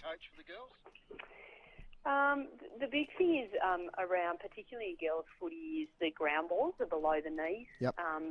2/3 of the game in women's footy and in AFLW is spent on the ground, and I guess that's improving, because I think since the inception of AFLW, that's changed dramatically, and the skills of our players coming through in the last 5 years, they've grown immensely. But we still have a real focus on, we've got to get that footy off the ground, we've got to win it, and not be scared to put our head over the football and win that. And then we've got to get that to a mark option. So we've got to be able to get that kick and get it out to a mark so we can control the game. So a lot of our work's done around that. There's lots of education around structure and game plans. Girls coming through club footy don't so much have that, and particularly the girls that come into our program, obviously they're the talented ones within their club football and within their association, that they find it quite easy. And so then stepping up to this level, we've got to have that next layer of education to try and teach them a little bit more around the game and understanding the positioning and when to react and how to read the play and read body language in the game, and so that they can get into some really good positions to intercept or to set up ready for the next play. Jodie, I really want you to single out too many players, but who are some of the players that you think have maybe improved this year or been a real standout in your team? Yeah, Tanisha Kikoak had a really good game last week. I reckon that was her breakout game for the season. Unfortunately, she's gone out with a shoulder injury this week, so we played her in a couple of different positions. She's based up in the north, and she's in her third year at the Devils program, so it's good to see her find that form. Down on the northwest coast, Candice Belbin, so she's our captain, and she's really taken on that leadership role, and she's playing as an overager and someone who's really stepped up in terms of the leadership both on the ground but at training sessions, and I think we've seen that improvement in her game, and we were without her for the game against Sydney, and we weren't ourselves, so without that leader on the ground, it certainly impacted on the girls and the way they played the game. So I think she's been somebody that's really shown some growth and some improvement in both her footy but also her character, and I think that's a really important part as well. And then from down south, they've got a plethora of talent down there, but Georgia Clark is obviously somebody that people talk about, and she continues to grow her game and the different aspects of it. And so when we look at some data, she's our number one player for hardball gets, and yet she plays as a centre-half forward. So she can take a mark, she can kick a really nice football, but she's also prepared to work on the ground. So that probably puts her up there as one of our top players. But she's always looking at ways to grow her game and seeking feedback in order to be able to be the best she can be. Now, Jodie, you've been involved with women's footy now for quite a few years. Of course, playing TSLW with North Launceston and now playing with Georgetown. How have you tracked the growth of women's footy in probably the last 5 years or so? Yeah, it's been unreal in terms of the skill level that's come through and the way the girls play, but also I think their hardness and their understanding of footy has grown so much the more they've been exposed. And we currently, I was lucky enough to coach the under-16 girls as well in their national championships earlier in the year, and that group of girls are the age group that are coming through where they started footy at Auskick, and they've been able to play right through. They've been able to play under-12s in girls, they've been able to play under-14s in girls, and now a lot of them are playing in an under-17 comp. And so they haven't had to sit out footy at all, and so therefore, as a result, we've just seen the skills and the knowledge of football in our under-16s is probably higher than some of our under-18s because they've had that opportunity to play right through. So when those girls get to open and the senior age groups, I think we'll see another huge jump in the standard of footy both in Tasmania but across the nation as well. Fantastic. Jodie, last question. Your own, I suppose, what would you like to do with your coaching going forward? Are there other challenges you're looking forward to in the future? Look, at the moment, I've got a lot to learn around footy, and this opportunity's been really great for me. So I'll continue to search for opportunities within this program that I'm in. And you never know, with an AFL licence, there might be some opportunities in 10 years down the track where the time's right for me to have a look at some more coaching in a different field. Fantastic, Jodie. Congratulations on what you've done this year coaching the girls. They're in a great position, as I said, on the ladder. And we wish you all the best of luck today at RSEA Park against Sandringham. Thank you so much. Thanks, Jodie Clifford there, the coach of the under-18 girls team, as I said, taking on Sandringham this afternoon. We'll take a break here from Windsor Park. When we come back, we'll have the boys from the boundary and we'll set the scene for the second half. This sports broadcast is brought to you by Elgas. For all your LPG needs, talk to the locals with knowledge. Elgas, call 13 11 61, a sponsor of City Park Radio. The 60s. The 60s.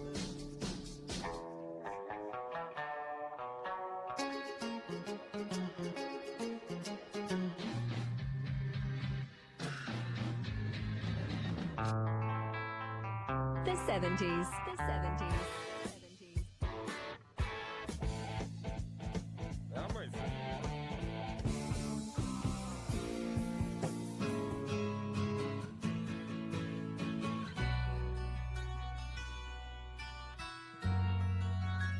Enjoy 2 hours of the best in classic rock On Real and in the Years, Saturdays from 5 on City Park Radio. Play your cards right this winter with new LPG deals from Elgas. From LPG account credits, fixed pricing and carbon offset options, Elgas has got you covered. Go online, www.elgas.com.au. A sponsor of City Park Radio. You're listening to Tasmanian State League Football on City Park Radio. Welcome back to Windsor Park. It's 5-4-34 Launceston, Clarence 2-1-13. And Tony is down on the ground at a beautiful sunbathed Windsor Park. Tony, what do you got for us down there? Things were pretty controlled in the Launceston rooms. They were a little bit fiery when they first went in because of what was happening towards the end of that quarter. Getting around Joby a bit. He went out one room, the rest of the team went out to another room.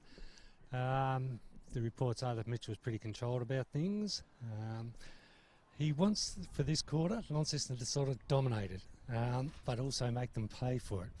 He feels that their ball movement into the forwards still got to be a bit better. He wants to get rid of that little 1 metre handball that they've been doing a bit of and just kick it straight down there to give the key forwards a better chance of getting a mark and a shot on goal. Other than that, he's pretty pleased with it and just very happy with the way they're defending when Clarence are trying to move the ball around. And as you guys commentated earlier, their movement's sort of been across the ground rather than up the ground, and to a degree that's playing into Launceston's hands. Here's Rob. Thanks, Tony. The Clarence rooms became a boundary rider-free zone after some early comments, but I can share with you that the coach, Peter Ryan, just wasn't happy with the defensive pressure, and he did highlight a couple of instances, including one where Isaac Hyatt kicked a goal and there were 2 Clarence guys on the goal line. So he's just calling for more pressure, more intensity, and he talked about, he'd referred to that in their opening remarks. So he was really disappointed, and using my listening skills, I could hear that being reinforced when I was outside the rooms, guys. No worries, Rob. Any report there on Sam Green? No update on Sam, but I will keep you updated. I'll be surprised if he's good to go. He's not starting this second half, so... He is limping at the moment. Yep, thanks, Rob. Well, boys, we saw Sam Green doing a fitness test of sorts. Yeah, he's done, I reckon. Yeah, I agree with Rob. He just couldn't get any spring off the left ankle. No, he's done. Just a score from RSCA Park for the boys Devils. 5-2-32 Sandringham, and the Devils 1-2-8 going into the third quarter. Should also mention, speaking of the Devils, the Tassie boys tomorrow will represent part of the Allies squad against South Australia at the start of the National Under-18s. The game's around about 11:30 or something on live on Foxtel, KO and stuff. So good luck to, I think there's 5 Tassie representatives, Riley Sanders included, in that team. Second half action here at Windsor Park. Matthew McGee for City Park Radio Sport. Ball goes down, Gronewegan comes out. Bailey Gillow, we saw his stats very much in and under. One kick, 10 handballs. And a lot of hard ball gets, which is really interesting for a boy like Bailey. There's not much of him, but he put the head down. Turned that game of his. Thought flies! He's still got the spring in the legs, Max. Now he lays a fairly big shepherd, so he's put his body on the line. They come back inboard. Goes to Gillow. Bailey Gillow settles. Gillow misses near side. Explosive opening to the third quarter here. Thorpe got up and then laid a massive hip and shoulder. And Gillow just missed. No, he's developed into a really nice footballer, Bailey Gillow. And Clarence will go out of defence. Bryce Allone's playing down back. Well, he needs to do something because I don't think he's touched in the first half. He's not getting down there. He's a versatile player, Bryce Alomes. Won't be a bad thing for him. It was tough down in that forward 50 for him in the first half. Boundary throw in from the Lonnie change rooms. Noah Holmes gets it out of the ruck, but only kicks it up to Chimney. Coming through and punching the ball was Riley. Foley goes through, might have caught one high. Riley comes through inside 50. Dylan Riley, not a great kick. And well taken by that man, Bryce Alomes. Alomes marks right on the goal line in between the behind and goal post. So he kicks now outside defensive 50, looking for Holmes, who's been put into the ruck. Nearly took the mark, the big fella. On the spillage though, might work out all right here as Wade Wall gets a handball away. Contested footy now at half back for the Roos. They'll hold it up with Jamison House. So early score to Launceston. They've had all the attacking play in this second half so far. Holmes with the tap. And he gets as far as Harper, who's tackled by his fellow Harper. Another ball up. Next Friday night, we've got the derby here. Should be a fantastic game. Launceston and North Launceston. Of course, here? Yes. Windsor Not Park? here, sorry, no. Oh, jeepers. Here, as in cold night here on the deck. As in Launceston. Oh, as the in city. As anyway, in we'll get back to that. Stadium. As Norton now gets the handball away. Proprotny. Kick up here towards Garland, who leads out and takes a good mark. He's kicked there only 2 goals this afternoon. Beg your pardon. No, he's kicked one and Jared Harper kicked the other. It's back to Norton now. Sells a bit of candy. Kicks to half forward. Front position Foley. Fall from behind. Got over his shoulder. Did Jack Tremaine. Free kick, Sam Foley. Oh, Foley's kick's not great, but work out all right to Palfreyman. Kicks to defence. Looking for Pfeiffer. Puts him under pressure. Keegan Ryan's moved forward. There's now the match-up with Pfeiffer. Pfeiffer handball back to Palfreyman. Second effort for him in a minute. Off hands, it's out of bounds. Just the attacking side of the wing for Clarence. It's their first inside 50 for the quarter. Didn't quite get there, groups. Yeah, it's always hard to see that 50-metre line here at Windsor Park. As Holmes wins a tap, but shark by Gronewagen. Half-distance kick goes as far as Hyatt. Releases the handball now to Harper. Harper over the top to Jones on 50. Jones back now to Gillow. 40 out on the run. Bailey Gillow kicks the goal. Great play from the Blues. They kicked it up beautifully by foot and by hand. And from the wing, they've converted in a goal there to Bailey Gillow. He was a bit disappointed that he missed the last shot that he had, but certainly celebrated that one.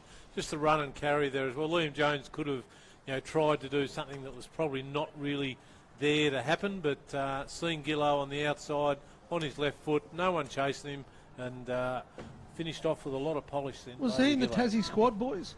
Gillow? I don't think he was, but gee whiz, I tell you what, he's developing into a very good footballer. Inside mid, forward, uses the ball well, good pace. Speaking of which, our special guest Friday night will be Mav Weller at half time. I might ask him. Tassie coach, you can ask him the question. I'll ask him what the selection process was. I'll be interested. Gronewagen taps it to himself, gets it out, finds Jake Hines. Quiet since the first. Jake Hines, nice kick. Thor! Over his head. Looks for chopping of the arms or a bit under the ball. He might have just misread. He was going fast. There was no real stop and prop. It was one way, straight at the ball. Got some more injury news in a moment. We might just wait till it clears the area, though. Rob Soward's got some more news from the Clarence bench. Just get that in just a moment. Boundary throw in. Taken by Holmes. Clears it outside defensive 50. One-on-one. Gee, that's a good mark there to Joby Harper. And that one-on-one contest with Jared Harper. He plays on now. Kicks deep to the goal square. Hyatt! Oh, nearly reined it in with one hand. He turns. He goes. Yes, he does. Isaac Hyatt. I didn't know he was going to have a shot there for a moment. He looked for an option, then he realised he had space. Threw it on the left boot, and he kicks his fourth. And he nearly marked it, like you said, in the first instance there, and he was looking to handball out, but all of a sudden, I can just stand on the one spot here and turn around because there's no Clarence play coming to me. They were all just holding off, covering the outlets for him to get rid of it, so he just had to turn around and popped the easiest of goals through, like you say, Dave, for his fourth. Good finish. Down the boundary, Rob Soward, news on Colin Garland. Colin Garland had dislocated his finger at that last marking contest. You might have seen he gave a handball and quickly left the ground. His fingers have been put back into place and he's just come back on the ground. And as we noted, Sam Green's going to be done for the day. That ankle's not right, so obviously he won't be back for the rest of the day, guys. Okay, so Noah Holmes and maybe Wade Wall will have to do the ruck work. Here's Matthew McGee for City Park Radio Sport. Ball comes Launceston's way. It's from Jamison House. And right on the tip of the square. Jamison House still maybe labouring with that little ankle injury. Groningen will take the ruck. House will stay down. He's a very fit, House, after running that half marathon, obviously training for it, but his body's just slimmed down a lot from the days where he was playing the full back, Max. It certainly has. And you've got a bit of strength around that ball, haven't you? Groningen, Harper, House. Yeah, and throw in Palfreman and Riley. Yep. It's, and then, the youngsters. Tell you what, the club's going to have to put a bit of time and effort into Isaac Hyatt and this bloke, Liam Jones. He is one in the state squad. Looks for Thorpe, can't take it. Here he is. He's got the ball, cheeky. Isaac Hyatt doing as he pleases, tries to centre it up. He was looking. When you've kicked 4, Max, surely you just snap it round for number 5. Dave Moore would have. I would have. Great mark, Jared Harper.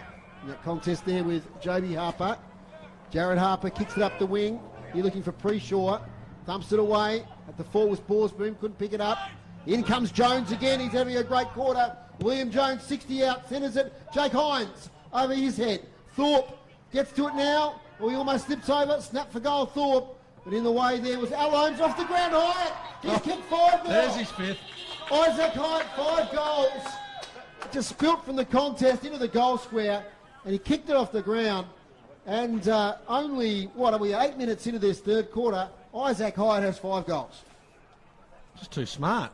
Very smart. Just too smart. I didn't see him kick it. I was watching Mitch Thorpe after he kicked that ball. He was disappointed. He had a bit of a blow, had the arms up behind the head because he was absolutely cooked at that stage. But Hyatt was just in the right spot at the right time. And again, that number 9 for them, Liam Jones getting the ball in there deep. Tony said, Mitch Thorpe said, we're going to dominate this quarter, and certainly that's what they're doing. 3 goals in 8 minutes. Certainly started that way, and it's all starting from the middle, just the strength and undermanned Clarence now with Sam Green hadn't go off as the ruck. Groningen down to Palfrey, another clearance. They're going to attack again. High kick towards that man Hyatt, front position. Goes one-handed, picks up the ball. He's tripped. He could have got leg there. Now he gets around in a circle and centres the ball. Chance for Thorpe, takes it, snaps on goal, Mitch Thorpe, and misses to the left-hand side. 8-6-54, Launceston, Clarence 2-1-13. Macca, caught your eye. I think I did say to you, we talked about this state squad, and, Hyatt played some good Devils footy last year. I'd like to see these young fellas who missed out, on Devils and whatever after they finish their 18 years. Just tell me he couldn't play in a squad as well, so they can run around. Great to see Liam Jones in, don't get me wrong, but there's some others there, young blokes that come through that Devil's pathway. If it's about putting their names up and seeing what they can do at a higher level, with maybe a instinct of getting drafted or rookied or something like that. Well, just VFL in the next couple of years once we've got a team. They did seem to pick some of those veterans who sort of have had the day maybe. Just a bit of push and shove there, boys. Yeah, just a little bit, Dave. I wasn't worrying about it. Groningen comes down the front, goes nowhere. So Launceston put the foot down now. They're 8-6-54, Clarence 2-1-13. They're not enjoying their trips north of the Clarence Football Club the season 2023. They're a game behind because of their buys, so they'll probably go to 4-3 after the day with 1 game in hand. Trying to slip in. House goes forward. Hyatt, he's slipping over. Put the long spikes on, son. Comes back out, good tackle, good defensive tackle. Sweeping on the balls, Palfreman from the pocket, left foot. Jones sets, Hyatt sets. Jones, spin, kick, not good. Going, hit the post. Left foot. Bailey Gillow, left foot. Thumped it in the post. Geez, they're exciting though, aren't they? Gillow's 20 years old, Jones 19, Hyatt 19. Good future of those boys. Foley Gets it out. Connor McCormack, another youngster. Cowley, another youngster. Ozzie Moore looks for a push in the back. Umpire doesn't agree. Dave Moore. He's going to ball it up right in front of us here. Listening to City Park Radio, 103.7, 96.5 Max, and then over to Captain. Just a dangerous time here for Clarence. It's about to be blown open. You just feel it, don't you? Holmes wins the tap. Gronewagen wins the tap, though, off the ground to Jones. Backwards handball to Lunson. Gets through traffic. Now to Connor McCormack. Right on the boundary. Centering kick. Hines is there. Hyatt's there. He slips over before he got to the contest. Taken by Preshaw. Probably got a high tackle, but umpire says no. Ball up. Of course, we talk about the ladder. If North Hobart win today, they're right on the heels of Clarence. Yeah, my word. So, of course, Kingborough and North. North had a great win last week. By today. Bit of volleyball played. Harper, left foot snap. Can't get full purchase. It's a bit soft in that area of the ground. Paprotny tackled from behind. Does okay, though. And gets it out there to... I think that's Harper out there. Can't quite pick up his number. Port Adelaide, 19-10, 124. Hawthorn, 5-5, 35. 5 minutes or so gone in the third quarter. And they're 124. Riley gets it back to Gronewagen. Slams it on the boot. Out here, and it's taken to mark by Jacob Wheeler, the debutant. Right in front of the kiosk. Wheeler centres it, but it's chopped off there by Preshaw. Now clear from defence, the Roots. Right in front of our commentary position. The kick doesn't get as far as Tremaine. Out in, out of Fife, who spins out nicely. Gets tackled. He still gets his arm free. Held on too long. Well done, Ruben Tompkins. Tompkins. Ruben is the call. He's got a short option, which he honours. That's Baxter Norton. Just inside 50, just a one inside 50 this quarter in 13 minutes of footy, as opposed to 10. Total dominance. Short kick from Flynn Marshall. It's a poor one. Tried to find Kate Sayward, but was over the boundary line on the full. Connor McCormack has it. As the sun starts to reach our balcony here. Yes. Mercifully. Best part of the day. Connor McCormack. Half forward off the hands of Jake Hines. Pre-Shaw's there. Oh, gee, no. Kicked out of his hands. Jones now, 20 metres out, directly in front. Kicks a goal on the run, and that's their 9th goal. That's his second. No, that was nothing more than a little toe poke. You blokes. Yep. I think I called Preshaw there, but it was actually Harry Fisher. Apologies. Doesn't matter. Might have done that a couple of times this quarter. They do look a bit the same, the flowing locks on the boys. 34 and the 24. Geez, nice goal for Jones. Yeah, look, they're sprightly, aren't they? Hyatt and Jones. Two goals now. Two for for him. Jones. So 7 between them. Well. Yeah, Gillo, Bailey Gillo. That's right. So Connell McCormack's been good. Yes, he's developing well, Connell. Yeah. He's a really silky player. Played state under 16s, under 15, sorry, then into the under 16s. Also with that Irish heritage, young Connell. 9-7-61 to 2-1-13. So let's see this quarter. It's been 4 goals, 3-0 as Launceston taking complete control of this game. Connor's brother Tiernan playing with the Devils today. Noah Holmes gets it out of the ruck. I think it's good for Noah just to see him in the ruck, have a bit of a run around. Get his hands on the footy. Things weren't happening up forward. Gillo tries to track it. Norton steps inside, can't get the handball. Geez, their pressure's been good. Launceston this quarter. I think we heard that Thorpe called for them to sort of bust the game open. Holmes goes towards the line. Umpire says throw it in. Yes, Max? Half time out at Longford. Longford 3-3-21, low scoring. Hillwood 2-4-16. Yeah, quality game that. Hillwood doing well this season. North Hope got some good recruits. My word. Couple from here. North Hobart 7-3-45, Lauderdale 3-7-25. And 82-12 was the latest score we had there at the Twin Ovals. As it emerges now to Connell McCormack. Taken by House. Ooh, that's a strong tackle on House. He breaks it, but kicks it straight now to Harry Fisher. Jared Harper kicks it to the wing to Ollie Preshaw. And he just gets a fingertip to it as it goes over the boundary line. So it'll be a boundary throw in. So looking at some of Dave Gruber's stats here. And those inside 50s, 11-1 this quarter. No breeze really to talk about now. That Windsoccer's pretty limp. Front position, Gronewagen. Preshaw wins it. Gets it at ground level. Handball backwards to Harper. That's Jared Harper. Now back to Harry Fisher, to Brendan Hay. They've retreated all the way back to their defensive 50, but they might be able to set up something here through Bryce Alomes. His kick's looking for Beerley.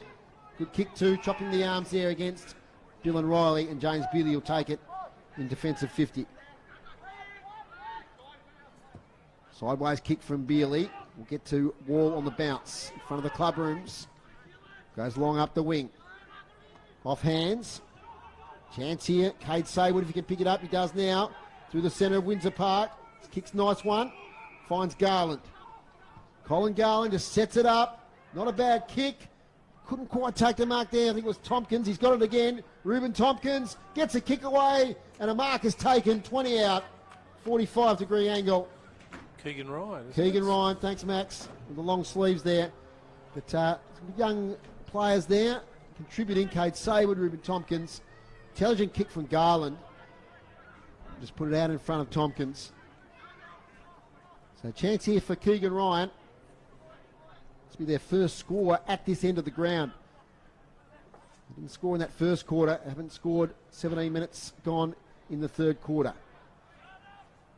Keegan Ryan should be a lay down Mazare. And it isn't. Dave. He's kicked it off to the left. Remind me not to go to casino with you. There it is. 2-2-14. Clarence, Launceston, 9-7-61. That could be in the highlights. Was he going to cut that one up this week? Yeah, why not? Why not? Go on. Go on. A few Isaac Hyde highlights, I think, before that one. Oh, you see that he's cutting his own highlights now, Fozzie Moore? Putting them on his own YouTube highlights. Benny Donaldson doesn't do it anymore. Fozzie does his own, puts them up. Backs to Norton, inside 50, 2-on-1. And the two's Launceston. They come away with it through Foley. Close to the line, dribbles out. It's a long way from us. Did you see that? Benny Donaldson doesn't cut him for him there. He cuts his own. The king. The king now. He's not the captain now. He's the king. I worked out how to use YouTube. He's the king. He's an influencer. David Kardashian. Tap one by Garland, out to Atkins. Kick inside centre square. Bouncing ball, bounces in three directions. Taken by Wheeler. Out now to Lunson. Kicks to the wing. A little fumble there from Cowell. He recovers. Now to Cowley from Cowell. Cowley inside 50. A real wrestle there between Thorpe and Wall. Taken by Hines. Left foot snap. Jake Hines kicks the goal for Launceston. As easy as you like. They transferred it from one end of the ground to the other. Young players involved. And that's their 10th goal. 10-7-67, 2-2-14. Don't worry about the goal. Imagine if Foz had his own reality show on the Palace up at Grindelwald. Just followed him round for a couple of weeks. Anyway, great goal, Jake Hines. He's second. Takes him on to 28 for the year. It was. It was. Unbelievable. Oh, cut that one up, Benny. Fair dinkum. Unbelievable. Good goal. We gave you free air, Foz, so you could call the goal, but thank you. Goodness gracious. Bit of good work there from Sam Cowley on the wing. Followed the ball in, got it in. Yep. It was a studio. Keep going. Hello, yes, Ron in the studio is trying to contact me there. I'm not sure why, but here we go back in the middle of Windsor Park. Taking us off here, I reckon. No, we're still going, I think. There's, here we go now through Ollie Preshaw. Handball over the top, backs to Norton. 45 kicks a good one. Mark taken there by Corey Lovell. Corey Lovell short, finds Ollie Preshaw. Gets up a little gingerly. Car below us here is handball off now to Paprotny. To half forward, Garland front position, nearly takes it. Off hands, Garland lays the tackle. Ball up on attacking 50. So 5-7 Friday night. Derby footy, Launceston and North Launceston. The Bombers will be rested, having the bye this week. It's going to be a crackerjack contest, that one. Oh, it will be too. Long weekend. Harper, high kick towards Cowell. Preshaw wins it, keeps it in play to Norton. Stride hard, player falls over there for Clarence, then gets caught holding the ball. Tackle there by Bailey Gillow. AFL score, Macca. Lots to not many, Foz. Okay. 131-42. Okay. It's a bit of a surprise after the Hawks' good form in recent weeks. Bailey Gillow up the wing. Oh, gee, Hines flew high. Big spoil from behind. And it goes out of play. I think Port Adelaide are a fair way in front of St Kilda and West Coast Eagles, though, if you look at the form guide, especially at home. They're powerful, Port Adelaide, at the moment. Still can't believe that there's questions over their coach when they're playing full house at Adelaide Oval today, by the looks too. Harper, just a little bit slow to boot. Good smother there from James Beerley. He follows up but overruns it. A little bit slippery out there. Presnell nearly got it on the foot. Well done, Gillow. He gave it across to Tyrrell running past. Didn't go anywhere. Oh, there's not much happening here at the moment apart from a lot of tackles and a lot of fumbles. It's going to be a free kick. It's going to go to Keegan Ryan. So Ryan was part of that incident in the second quarter. I thought he was knocked out, but he's back. Can't question Baxter Norton's effort today, can you? He gets a lot of the footy. Baxter Norton. Going to go again. Ryan takes the mark short. So Pulfreman looks to be running with him, or they're running with each other. Both good players. Here's Garland. 1-2, bites of the cherry. We saw that he'd dislocated a finger, I believe. It was a terrible kick on the left, and it's going to go back to Launceston. Bailey Gillow, Jamison House. Looks up, one-on-one. Thorpe and Wall, good contest early. Well done. Here's Hyatt. Oh, those boots again, Isaac. He gets a good tap onto Coach Thorpe. Thorpe stepped out right, goes back left, and turns the ball over, and then he goes as far as Harry Fisher. Fisher, sideways kicks a good one. Ruzicroft half back there with Corey Lovell. Kicks it sideways in front of the Brew Coffee Hut. Do a great job over there. Ryan Borsboom goes backwards now to Lovell. Playing 22, nearly 23 minutes gone. Big quarter from the Blues. They've kicked 5 goals to 0. And they've got this game in their safekeeping now. It's a nice mark over there to Jaden Hines. He kicks to half forward to that man Hyde. He's kicked 5. Too far out to score, you'd think here. Lead's coming left, right and centre. Hyatt sets it up. Hines, Howard does well in front. In fact, he'll win the free kick. Now, Liam Howard's not getting up in a hurry. He has done a great job today on Hines, I have to say. The young Clarence defender. Hines has been pretty quiet. Kick out of defence by Fisher. Oh, gee, that's a nice mark over there. I think that's Jaden Hines once again. Jaden Hines, another inside 50. They're 16th of the quarter. Kicks towards goal. Jaden Hines, he might have kicked it. He has. Jaden Hines doesn't kick many goals. He's played on, and much to the delight of the crowd in front of us, he's kicked their 11th goal. 11-7-73 to 2-2-14. He's one of those unheralded players, Max, isn't he, Jaden Hines? But you always get a solid performance from him across half-back. Yeah, like two, maybe 3 years ago, really struggled to get a game in the seniors. Didn't quite make it in the Devils first time round, then played a lot in his under-16 year, I think, from memory. Under-18 year?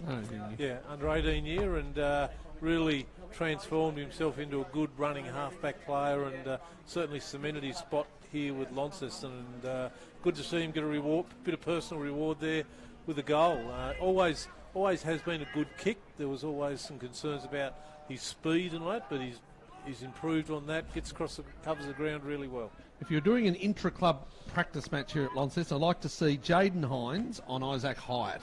Yep. The back pocket on the forward pocket. I reckon it'd be a good contest. Right on cue. Here's Liam Jones hit up, finds Thorpe on the lead. Umpire says it went 12 metres.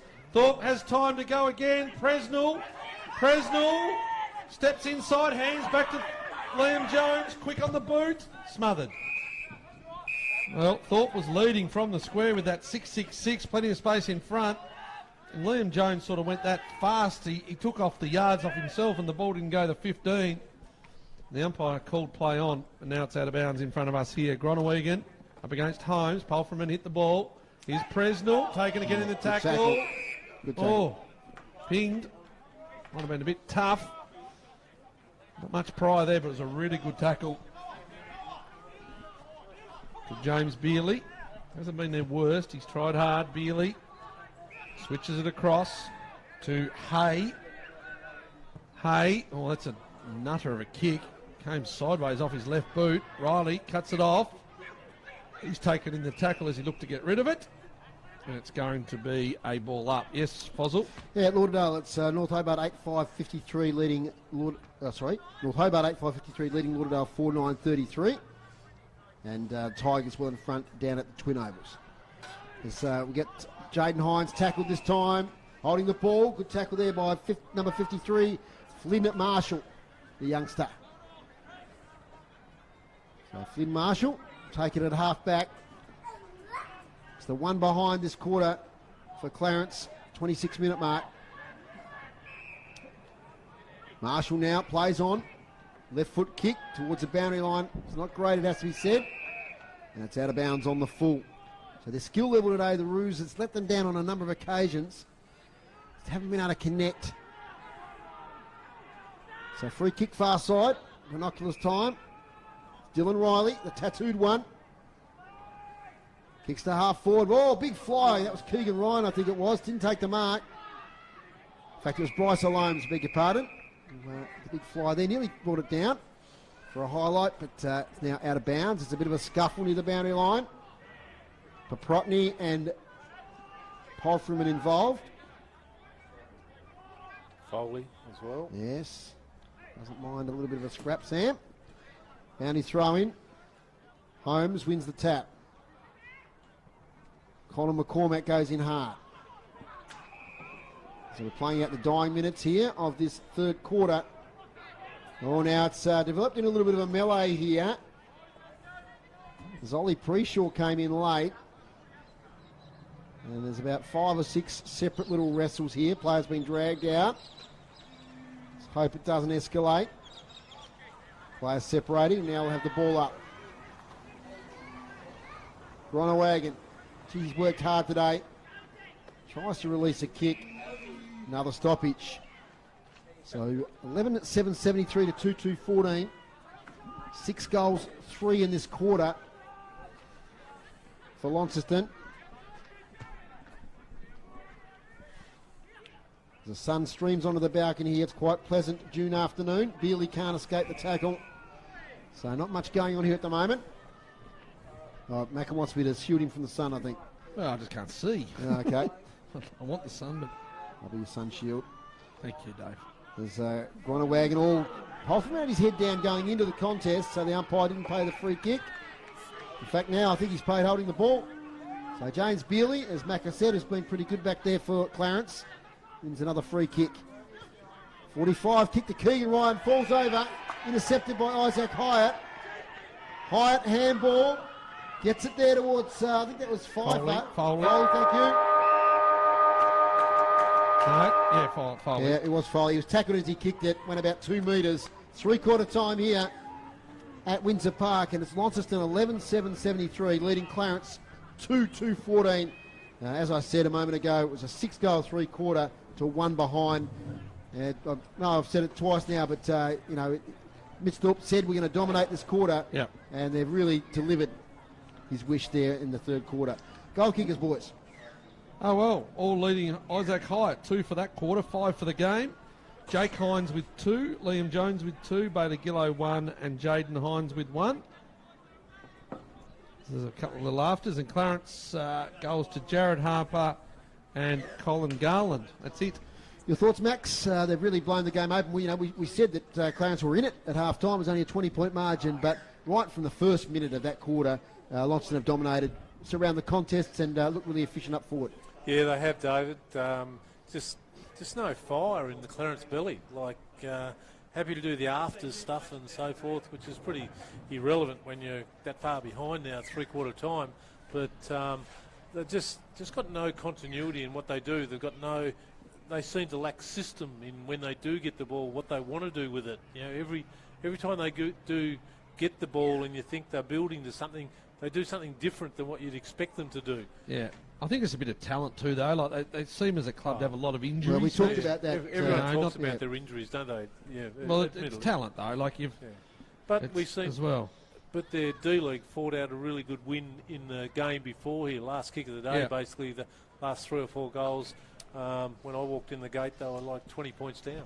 Very interesting. The Clarence boys have gone right away from all the support staff And they walk back, Dave. They've done that 3 times. Yeah, that's interesting. Anyway, let's have a look at the stats to three-quarter time for Dave Gruber.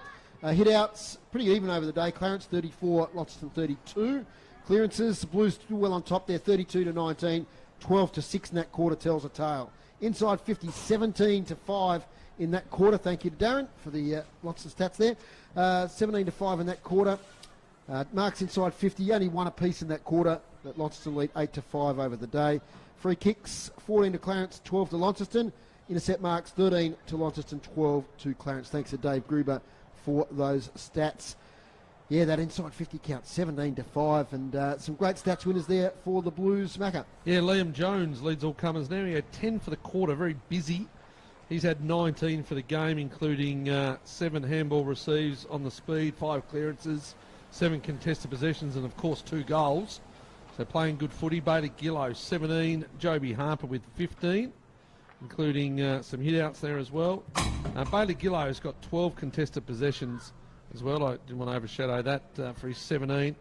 Polframan, he's had 15. Hyatt with 14. He had 8 that quarter, because initially he'd actually only had 6 and kicked, 3 goals from 6 kicks. And now he's upped his ante there that quarter. 8 possessions for the quarter, 14 for the game. And, of course, 5 goals straight for Isaac Hyatt. Mitch Thorpe been busy with 13. Jamison House, 13. Sam Foley, 12. Dylan Riley, 12. Three-quarter time, 11-7, 73. Launceston Clarence, 2-2, 14. We'll take a break here on City Park Radio. Back for the last quarter in just a moment.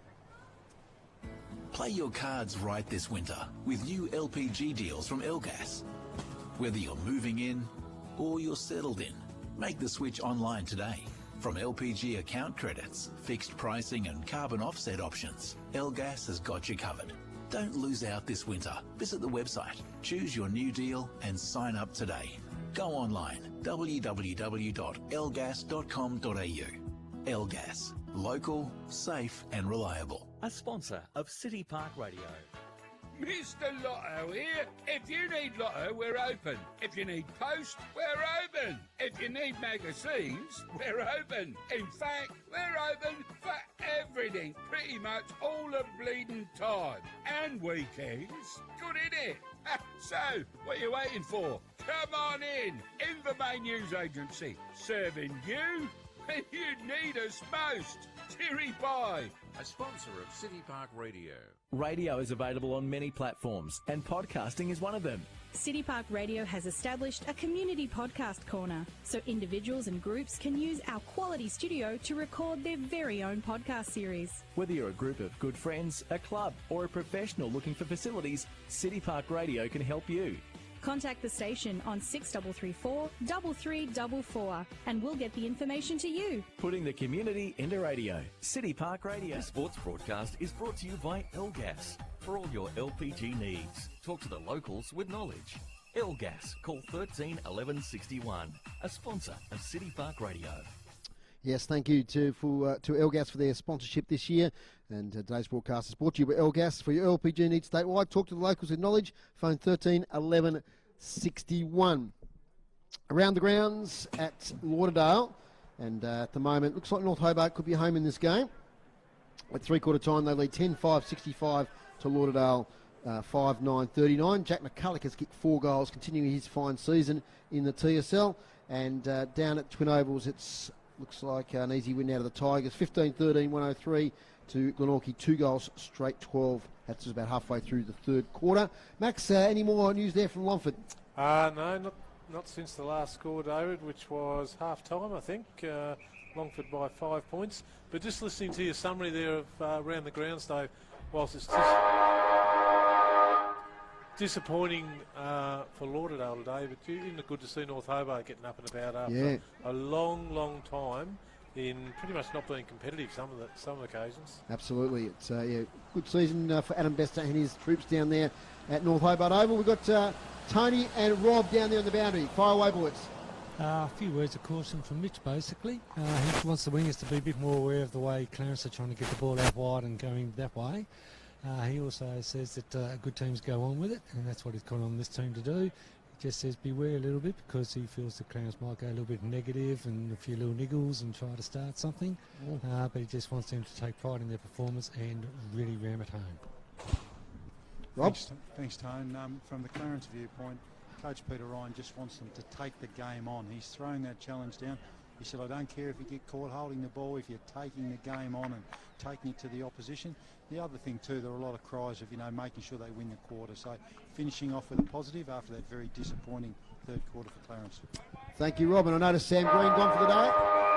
Sam Green's done for the day, guys. Yes, he's got the ice on that ankle. Last quarter action here at Windsor Park. Here's Matthew McGee. Groenewegen up against Holmes, does well. Holmes, only as far as Polfram though. Snaps it out of the square. Coming forward, Liam Jones. 20th possession coming up, Liam Jones. Oh, he's got to go because he's get caught from behind. I went the early crow with the 20th. He's still stuck on 19, is Liam Jones, as they crept up behind him. -5 if you do that in indoor cricket. He's out. Yeah, he's out. Lost one. They go by hands. James Bealey missed the target in Keegan Ryan. He's got to go backwards with a little sort of kick that went nowhere. That one just goes the bare 15. Back to Ryan. Nice hit up. Well done. Finds Baxter Norton. Ryan runs on. He's trying his hardest. And he's hit behind play on the kick from Tyrrell. That was going to be a kick to Garland. AFL fantasy absolute dream there for Keegan Ryan. He had 5 possessions. He started with getting the free kick for the tackle. Yeah, the legs were starting to just go a bit under him at the time. 5 possessions in 30 seconds. So interesting, though, that the messaging from Ryan at three-quarter time, actually, you take the game on. We've been wanting that since the first quarter when everything was even. Yep. Take the game on. Well, gee whiz, the modern game of football now is take the game on. It's run and gun and go. Anyway, Garland. He's going to have a shot for goal after that down the field. It's gone sideways off the boot. And it's a behind to Garland. 2-3-15 Clarence. Launceston 11-7-73. First score of the last quarter to the Roos. Jaden Hines runs his full measure. Kicks long over here looking for Groenewegen. Front position Holmes. Little kick out of the contest goes Launceston's way. Brendan Hay gets there first. Tackle late on him by Jake Hines. Ball up. Attacking side of the wing for the Roos, who after such a promising start to the season, we do know they've got injuries, especially in their on-ball division. Mitch Anderton and Mitch Rainbird in particular. And also before today's game, they also lost Keegan Wiley as Launceston kicks it forward. Front position there was number 16, Liam Howard. Kick smothered from Hines. Handball now back to Hines. Lays a tackle. They'll get out of here to Clarence. Quick kick forward. Well done, Borsboom. Gets a hand in. Can't pick it up. Bit of pinball there from the footy. Borsboom again. Does well to get out here towards Saywood. Saywood kicks it off the ground. Close to the boundary. Clarence will be happy with that. It's over the boundary line. So I'm not sure we've got Clarence have got next week, but they're going to have to bounce back. They're now under a bit of pressure from North Hobart, who look like they're going to win today for that 4th spot in the finals. Play Lauderdale next week, David. Okay, that'd be an interesting one. The East and Shore Derby. Probably due to be at Bell Reef. Correct. Yep. Umpire Geeson throws it up. Holmes wins the tap. Taken by Harper. Swung in a tackle by Keegan Ryan. Eventually gets a handball away. Alomes can't do anything with it. Here we go. Lockie Presnell, 45 out. Will it come back? It won't. It stays out to the right. So Lockie Presnell gets himself a behind there. 11-8-74 to 2-3-15. Out from fullback now, Liam Howard. It's a lovely kick. Should fall in the lap here of Keegan Ryan. Oh, he falls over. Nothing going right for the Roos at the moment. Harper releases a handball to Jaden Hines. That's a good tackle. Keegan Ryan, second big tackle of the quarter. That's the effort that Peter Ryan would like to see. 45 kick, guys, a poor one though. He's turned it over, gave him a wrap. Taken there by Wheeler, not a great handball, but ends up okay now to Harper. Harper kicks inside 50 on the lead, doesn't have to break stride. Jake Hines, who's had a great battle today with Liam Howard. Liam Howard's probably he's winner at the moment, even though Hines is about to probably go back and kick his third. But he's been probably their best defender today, Liam Howard. So Hines has gone back with a big run up. He will deliver from about 45 out. 45-degree angle, right-hand side, kicking to the town end of the ground. And he comes, left foot. Delivers and goals. Does Jake Hines. First goal of the last quarter. 12-8-80, 2-3-15. And the opening goal for Launceston in this last quarter. And we've got Rob now who's got a bit of information on James Bewley. Gee, they can't take a trick with these injuries, Rob. No, they can't take a trick. He's looks like he's got really, really bad cramp in his left calf, Dave. So that's getting some attention at the moment, but I will update you and keep you posted if it's anything worse than that. Cheers, Rob. Back in the middle, 12-8-80 plays at 2-3-15. So 7 unanswered goals since half-time. Here's Matthew McGee for City Park Radio. Noah Holmes up against Groningen. So the only shining light probably for Clarence is they have been able to get Noah Holmes into the ruck. They've had no choice. And a good run around the ground. They link up by hands here now. Ryan, got to get rid of it. Does so as Jones was trying to come from behind of him. Just a little reversal of what happened before with Jones run down. Clarence, they just seem to go backwards. They're trying to go forwards, but it's just the pressure of Launceston is immense, and now it's going to go one big kick the other way because Jamison House takes it, but that only goes as far the other way as Fisher. Yep. Coming back in board, squares it up to Corey Lovell. Lovell, one of the players that Launceston were keeping an eye on today, Corey Lovell. You can tell me about him, Fozzle. Oh, he's been around the club for a while. Ruben Tompkins. Hey, he's set upon on handball receive. Good tackle from Presnell. Umpire said play on. They come through here now. It's good work there by Preshaw. And he squares the ball up on the other side to Paprotny. Paprotny goes even wider to Ryan. So they're over there in front of the club rooms now. Keegan Ryan still on the 50 though. The kick from beyond. Goes short. Hit up, can't find the forward there in Cade Sayward. Before they went out to the club room side then, you had Garland one-on-one with, it was either Gillow or Kai Lunson standing in the square. So why wouldn't you give me a chance to at least take a mark? As good as me, Ryan. Gives it to Garland. He's upended by Foley. Been really good today, Foley. He's hurt, Colin Garland. We'll keep an eye on that. Good tackle. Connor McCormack gets it out. Coming back in. Ryan, geez, I tell you what, he's tried hard. He's taken a great mark. Keegan Ryan, he looked to take a step. He wanted to go. Well, I think he's had 10 possessions in 6 minutes. Yeah, he's tried hard after we thought he was knocked himself out. Here's Ryan. Steps inside. It's good. Not great. It's gone out of bounds. I heard the mark was good. I heard the jeers and I thought, oh, that's going to be good, but it wasn't. It was a reverse excitement. I think it was the jeers from the can bar. It was a jeers. I thought it was excitement. Jaden Hines is going to take it in the back pocket. Oh, Tompkins almost smothered that ball, but it's a long kick outside 50. Got to go. All by himself is Bryce Alomes. Good little patch here for the Roos. Alomes squares it up. Oh, Mrs. Harper with a kick. This opens the door for Jake Hines. He fumbles. Now Bailey Gillow slams it on the boot, kicks to the wing. Corey Lovell should get there first, and he does. Takes a good mark. The outstretched hands. Corey Lovell kicking into the sun. Gets around Cowley. Kicks with the 45 now, but straight to Sam Foley. Turnover. Costly again for the Roos. Kicks to the centre circle to Jamison House, who wheels around. Takes off. Handball to Harper. Harper now inside 50 to Jake Hines, who's staying to get on top of Liam Howard. Tracking it back there was Presnell, who's moved forward. Chain of handballs. Desperation kick out of defence might work out all right. Paprotny, that was Tremaine, couldn't take the mark. Tompkins. Back now there towards Sayward, who gets a kick forward to Preshaw. It's a chance to build something here for the Roos. Inside 50 this quarter for Dave Gruber. Pretty much even. Sandringham 52, Tasmania 24 and the boys under 18s. Fozzle. Okay, they're hanging in there, the Tassie boys. as Jared Harper handballs it backwards. Kick here by Norton towards Ryan. Another possession for Keegan Ryan. He's too far out to score, although he's got an open goal square. He just kicks it up there, hoping for a friendly roll, which it doesn't. Goes across the face. Kai Lunson pretty much lets it roll out.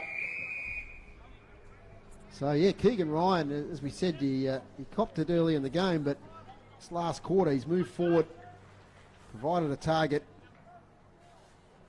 Boundary throw in. 8.5 minutes gone in the last quarter.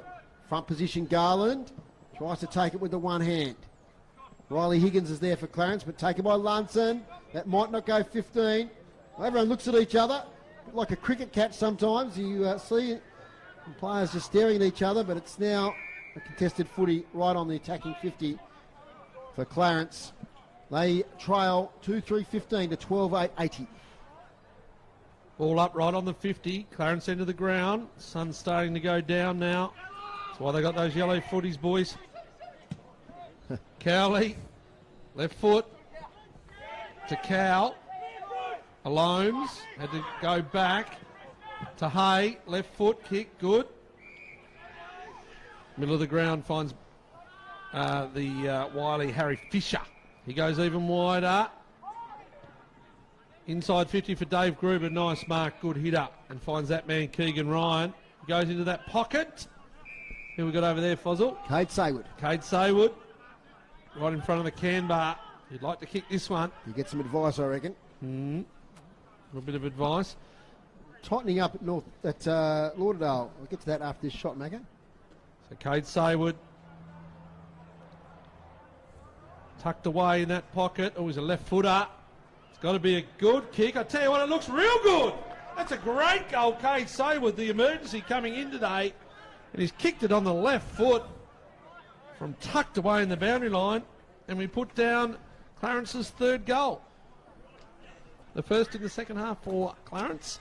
They're 3-3-21. They trail Launceston 12-8-80. Very good kick. Very good. Sorry, Maxi. 2 goals early in the last quarter. It's to Lauderdale. It's North Hobart 10-5-65. Lauderdale 7-9-51.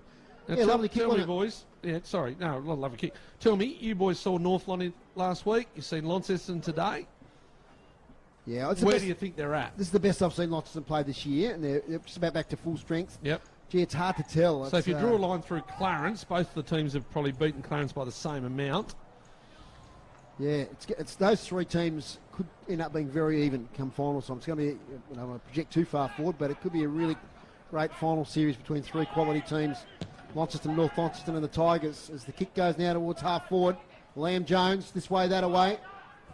Ends up kicking with the right inside 50. Liam Howard there takes the mark up against Jake Hines. So Howard kicks backwards. Kick out of defence there from Alomes. Clarence now find themselves though deep in defence. Over here towards the youngster in Flynn Marshall. And ball spills out of bounds. Devils boys will be back hopefully Friday night too. The Allies boys won't be because they play again next week. So maybe Oscar Van Dam, depending on Allies selection, Heath Ollington, who missed out on selection this week, so he might get a game next week. Ari Showmaker should be back for Launceston. So, yeah, they make a little bit of a difference, don't they, when they come back in? Ollie Preshaw tackled to the ground. The rucks as well. If Alex Lee's fit after a week off, he didn't play last week. Young Oliver Dean might be a chance. He was pretty impressive on debut against Glenorchy at KG5. Yeah, he'll be back, yeah. There's the tap out from Thorpe. That's nice work from Jones once again. Such an impressive player today. Another one there is Hyatt, but this time he's outmarked by Alomes. I'm going to correct myself. I said House ran the marathon. It was actually Alex Lee. Yes. Right. Alex Lee missed the game, not through injury, the fact he went to run the marathon. Or the half marathon. So I got the names mixed up there before. Wow. Okay. Alex Lee, so his fitness is fine. Yeah. He actually went up to Noosa. Out here towards Liam Howard. He's got a handball over there to his teammate Tremaine, who kicks into the centre of the ground. Foot race on now. Pfeiffer gets there first. Use his pace to get away through the centre circles. Kicks to half forward. Back there is Fisher. Hands it off there towards Flynn Marshall. It's a runner on the far side. And that is Tremaine. Tremaine now inside out kick up here towards Riley Higgins. But he's outsmarted by Jaden Hines. Don't argue with Higgins. And Hines finds himself in a lot of space in the back line. Keegan Ryan couldn't take the mark. Here they go now through Polfriman. Handball to Tyrrell. Kick to the wing. Almost a one-handed mark there to Harper. But now it's Thorpe. Feeds off to Polfriman. They've got options galore here. Polfriman just goes for goal instead. And he gets downfield. Downfield, is it? Or back on the kick? Back on the kick. Back on the kick, I think. Kicked as he was pushed as he was kicked, so it's a kick back to where it happened. If it scored a point, he can take the point, or he can elect to kick. Yeah, so he missed the goal for our radio listeners to the right. So he'll get a second opportunity from 40 out, slightly right of centre. Yeah, of course, Jamison House does triathlons. He does the long-distance triathlons. Is that? So, Paul Freeman, we have just such high... He probably hasn't had the dominant games he's had in previous weeks, but such high standards for him. He just contributes week after week for the Blues. Yeah, well, he seemed to go head-to-head with Baxter Norton, to be honest, and was right there on him most of the time. Norton gets a lot of the footy. I just don't know if he hurts you enough. Paul Freeman now. We cross the digits of 50 here in a moment. Kicking to the tan end of the ground. Goal umpire shielding his face from the sun. Paul Freeman makes no mistake this time with the second opportunity. The car horns are blazing here at Windsor Park. 13.86 to 3.321. Margin out to 65 points. Good finish then. Like I said, he had the run, carried the ball, got pushed, and elected to take the kick again. So he turned a one-pointer into 6 points there. Just Max, your Longford correspondent has come through with the score. Absolutely. I think it must be about three-quarter time. 4-6-30 to Hillwood 3-6-24. So still just that one goal difference. I've just asked low scoring and scrappy, and obviously the low scoring is pretty straightforward. There's been a few NTFA games recently that have been sort of 5 to 6 goals. So defence is on top there. I'm starting to think Friday night now. I'm on to matchups. I'm in my brain. I'm on to kids and who's got the better kids and who's got the better experience. I'm really looking forward to that derby on Friday night. Is the weather okay, Fozzle, long range? I think so. Good, that's what we've got you for. Just 8 points now at Lauderdale. Gee, that'll be an emotional victory if Lauderdale can get up. Yeah, absolutely. As we're up now the half forward with Oscar McCartney. Going back to the weather, would you incorporate the weather into the Mordashians show or not? It's got to be an essential feature. The Mordashians. Got to be essential. I've spoken to Benny on the camera here. Southern Cross are thinking about putting it up. I'm expecting a phone call during the week. Yes. Boundary throw in front of the Lonnie Club Rooms. The Roos into attack. They kicked the one goal this quarter. And Launceston have kicked a couple. Still plenty of time to play in this game as Paul Freeman releases it. Baxter Norton. Oh, he probably should have put it on the boot there. He's coughed up a handball straight to Liam Jones. He gets it to Presnell, who's tackled strongly. Loose ball now. Still play on it is. Presnell again. Second opportunity. Left foot kick. Spoil from Howard on Hines again. Follow up there from Harper. Paul Freeman to Jones. Gee, just gets out of trouble so easily. Brilliant. Now to Harper. Thinks about the handball. He falls over. Back to Jones. Keeps his feet. Paul Freeman. They're working in a phone box here, but eventually Paul Freeman kicks to half forward. But getting in the way there was Liam Howard. Definitely one of Clarence's best today. Shouldn't forget Liam Jones won the Devils Best and Fairest last year. Like in a pretty good side that made the prelim. Corey Lovell in defensive goal square. He's a good player. Kicks wide of Tremaine. Fly there from Pfeiffer. And insufficient attempt, I think, there against Pfeiffer. Come back to Jack Tremaine. Tremaine, surely he has to come back over his mark. Yes, he does.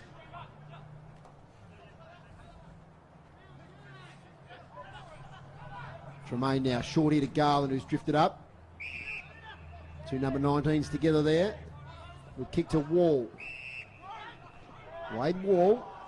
He's going to do a long shift of play, as he knows. He's going to go back with the handball to Tremaine. His kick semi-smothered. Falls to Proprotny. Now back to Lovell. Around the corner kick. Is marked there by Foley. Foley finds Harper. Harper can go back to Foley by hand and does. He demanded the footy then. Did Foley to House inside the square.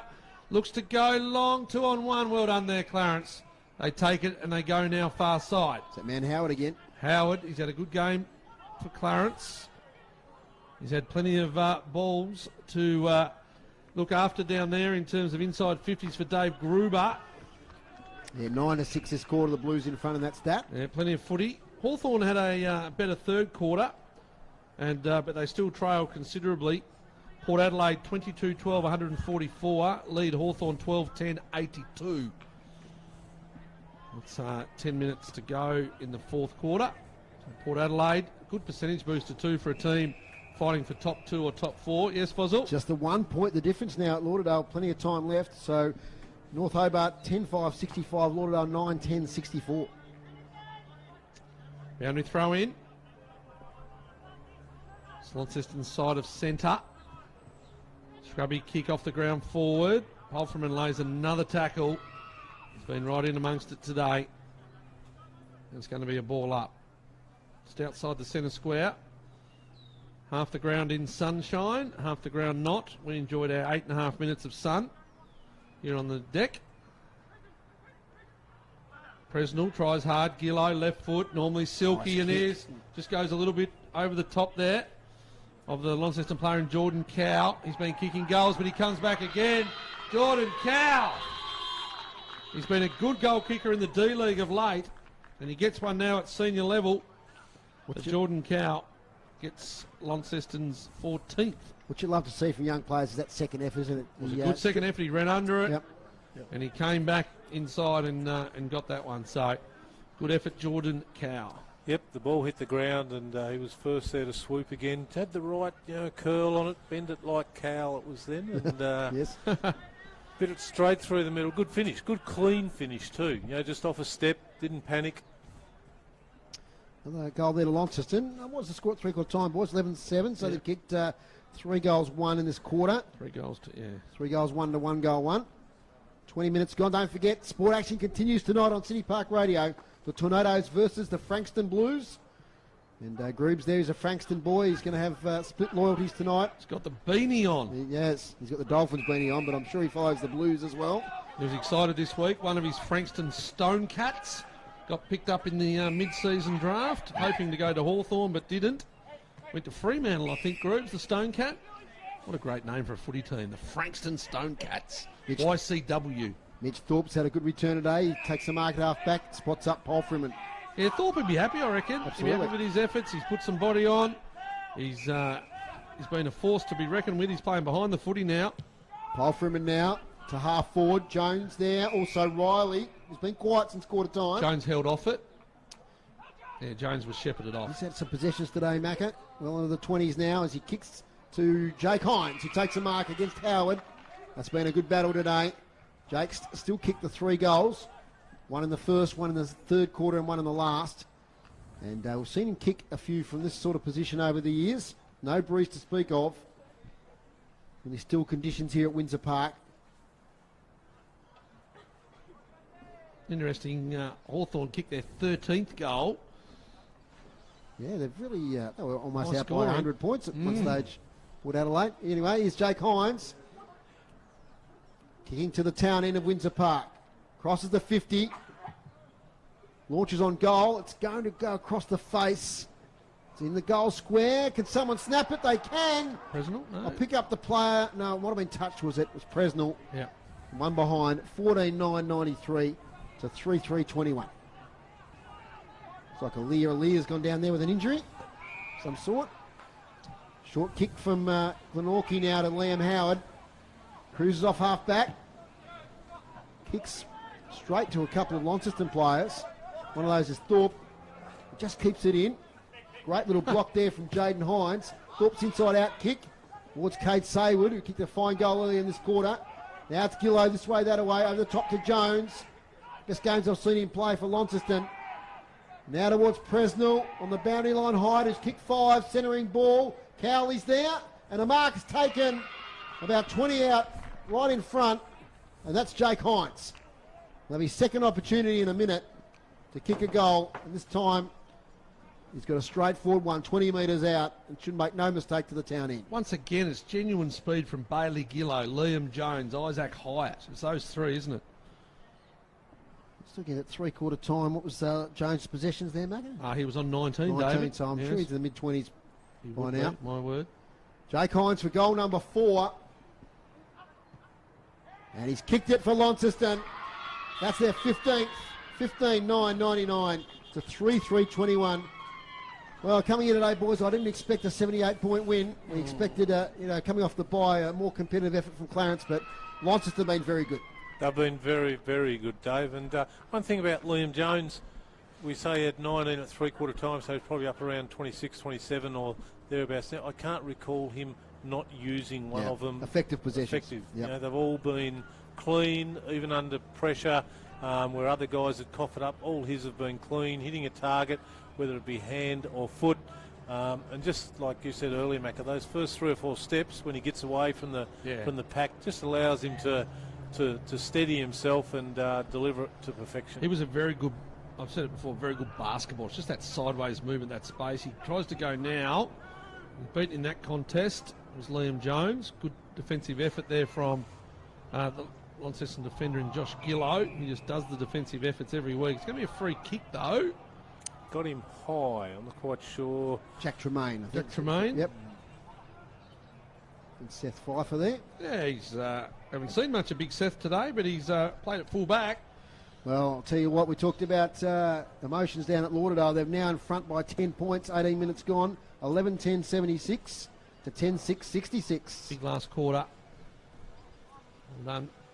Not long left, surely. Similar to this one, Fozzle. Just got a text from a Launceston supporter. I'll go in a minute. Okay, Tremaine. Leans back on it. Looks pretty good. Jack Tremaine gets a consolation goal. And that's Clarence's, what are we up to? 4th? Yep. You've already put it up for me, Fozzle. And they go now 4-3-27. They trail by 72 points, 15-9-99 Launceston. They've just set it up, Launceston, just with those fleet-footed, with their big bodies around the footy, and their backline's been solid enough.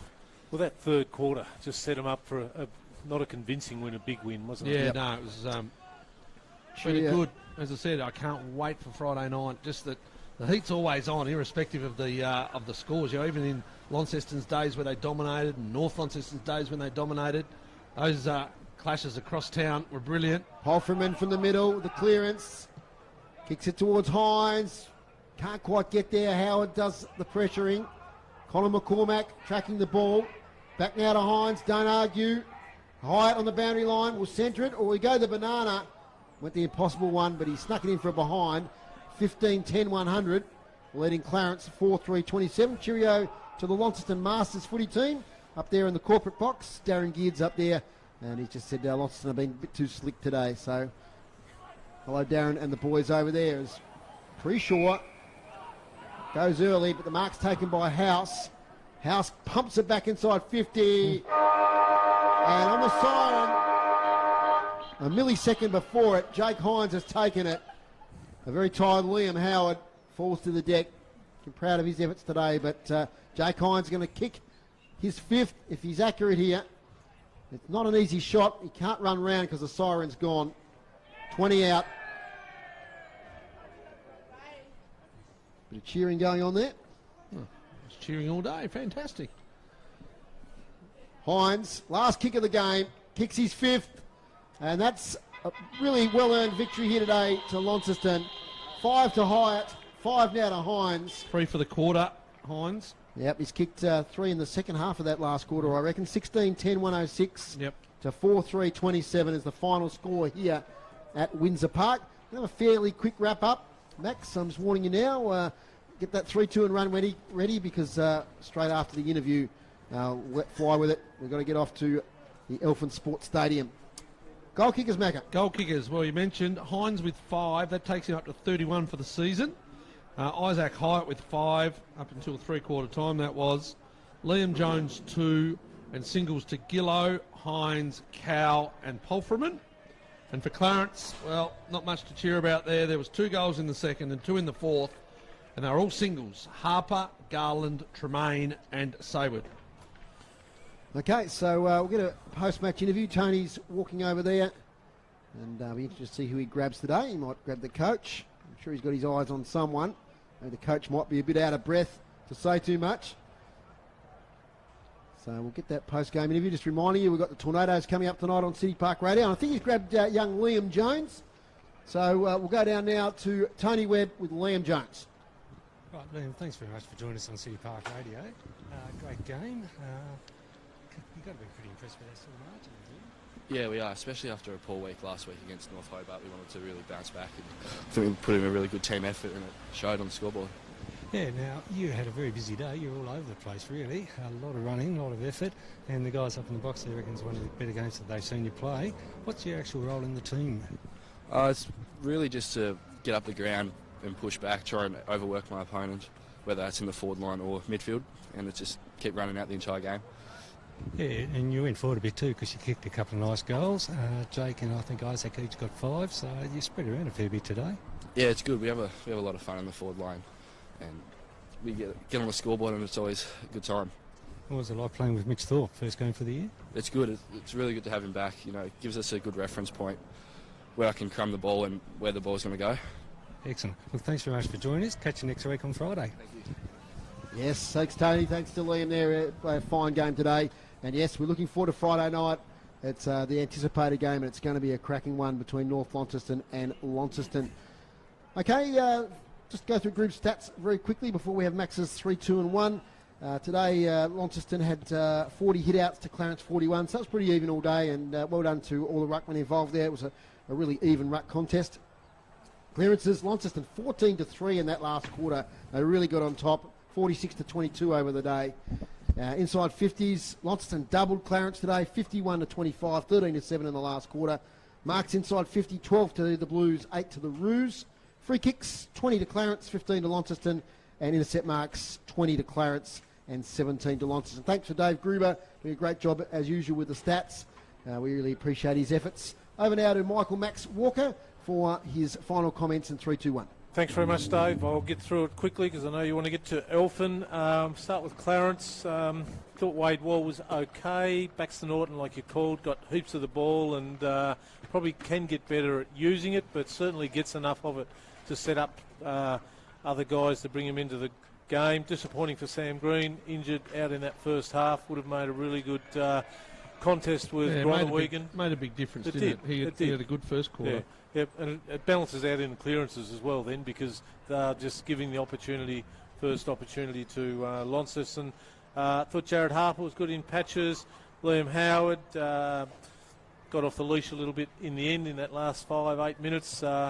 Hines did, but I thought he was probably one of their better 2 or 3 players today. Colin Garland always tries, makes a contest of it in the air, and they'd like another 2 or 3 of him. Yep, but good opportunity for guys like Noah Holmes to learn off him and so forth. I'm sure he's teaching him the crafts as well. Keegan Ryan, thought he got knocked out here earlier twice. Yeah. Big last quarter. Yeah, huge last quarter. Got heaps of the ball, finished the game really well. Ryan Borsboom, in and out of the game, was okay. And Preshaw did all right as well from time to time. For Launceston, full 22 contributors today. The better ones, Hines, very quiet for 3 and a bit quarters, finished off with 5. 3 of those in the last 7 or 8 minutes, I would have thought. Sam Foley was solid in defence. Bailey Gillow was okay. JB Harper was okay. Dylan Riley started really well in the first half, had exceptional first half. Who else are going down here? Brody Powerfin got a bit of it. Jamison House, he's only going to get better each game he plays. For the votes today, gone all young. So for one, I thought he was very, very hard to beat in the back line. Doesn't get a great deal of accolades, but 1 for Jaden Hines, 2 for his 5 goals, and he was probably within Hines and him, but Hyatt I thought was a lot more damaging across the day. Every time he got near it, he's a new electric machine. Gave Isaac Hyatt 2 votes, and Liam Jones, certainly his better game, as the crew said. across the call. It's the best game that we've seen him play at statewide senior level. 3 votes to him. Well done, boys. Fantastic. And just before we finish up, we've got here the individual stats thanks to Darren Lovell and Damien Donnelly. Brady Polferman, 26 possessions. Liam Jones, 26. Fine game from him. It's 17 in the second half. Bailey Gillow, 25. Joby Harper, 23. Mitch Thorpe, 18 on his return to senior footy. Jamison House, 18. Isaac Height, 17. Jake Hines, 15. And Jaden Hines, 14. So a lot of contributors there. And Macca, we're just about to finish up, but late in the last quarter, looks like Lauderdale are going to get up, and what will be a very emotional win, celebrating the life of Dion Mead and his contribution to the club. Yeah, they're 79 to 72, 28 and a half minutes gone, so 7-point lead. And there it is. Christensen finishes with the ball, throws it in the air, and in the Cats jumpers too, the Lauderdale guys, so good win for them. And, really interesting game today, boys. One of the things that may come out of it could be a little look at Joby Harper. Yep. That'll be something to keep our eye on during the week. And the other thing to keep our eye on, 7:30 Wednesday night, I'm hearing the Mordashians live on Channel 7. Oh, God. Here we go. Simulcast on Dave Moore's own YouTube channel. All right. Not 7, mate. Not 7-2. No, it's main channel. Look, I'm going to get to Elfin. Let's go. Yeah, the cameras are going to follow you all week. They will. See ya. So just to wrap up, thanks to the team here today. Thanks to you, Macca and Max, and of course Groobs on the stats. Tony and Rob on the boundary. We'll be with you again on Friday night. Thanks to Ben on the camera. Great job as per usual. Thanks to Ron back in the studio, and thanks to the Launceston Football Club for hosting us. Final score here in the TSL clash today. It was Launceston 16-10-106, defeated Clarence 4-3-27. Bye for now. Great. You're listening to Tasmanian State League Football on City Park Radio. He's got his own YouTube channel.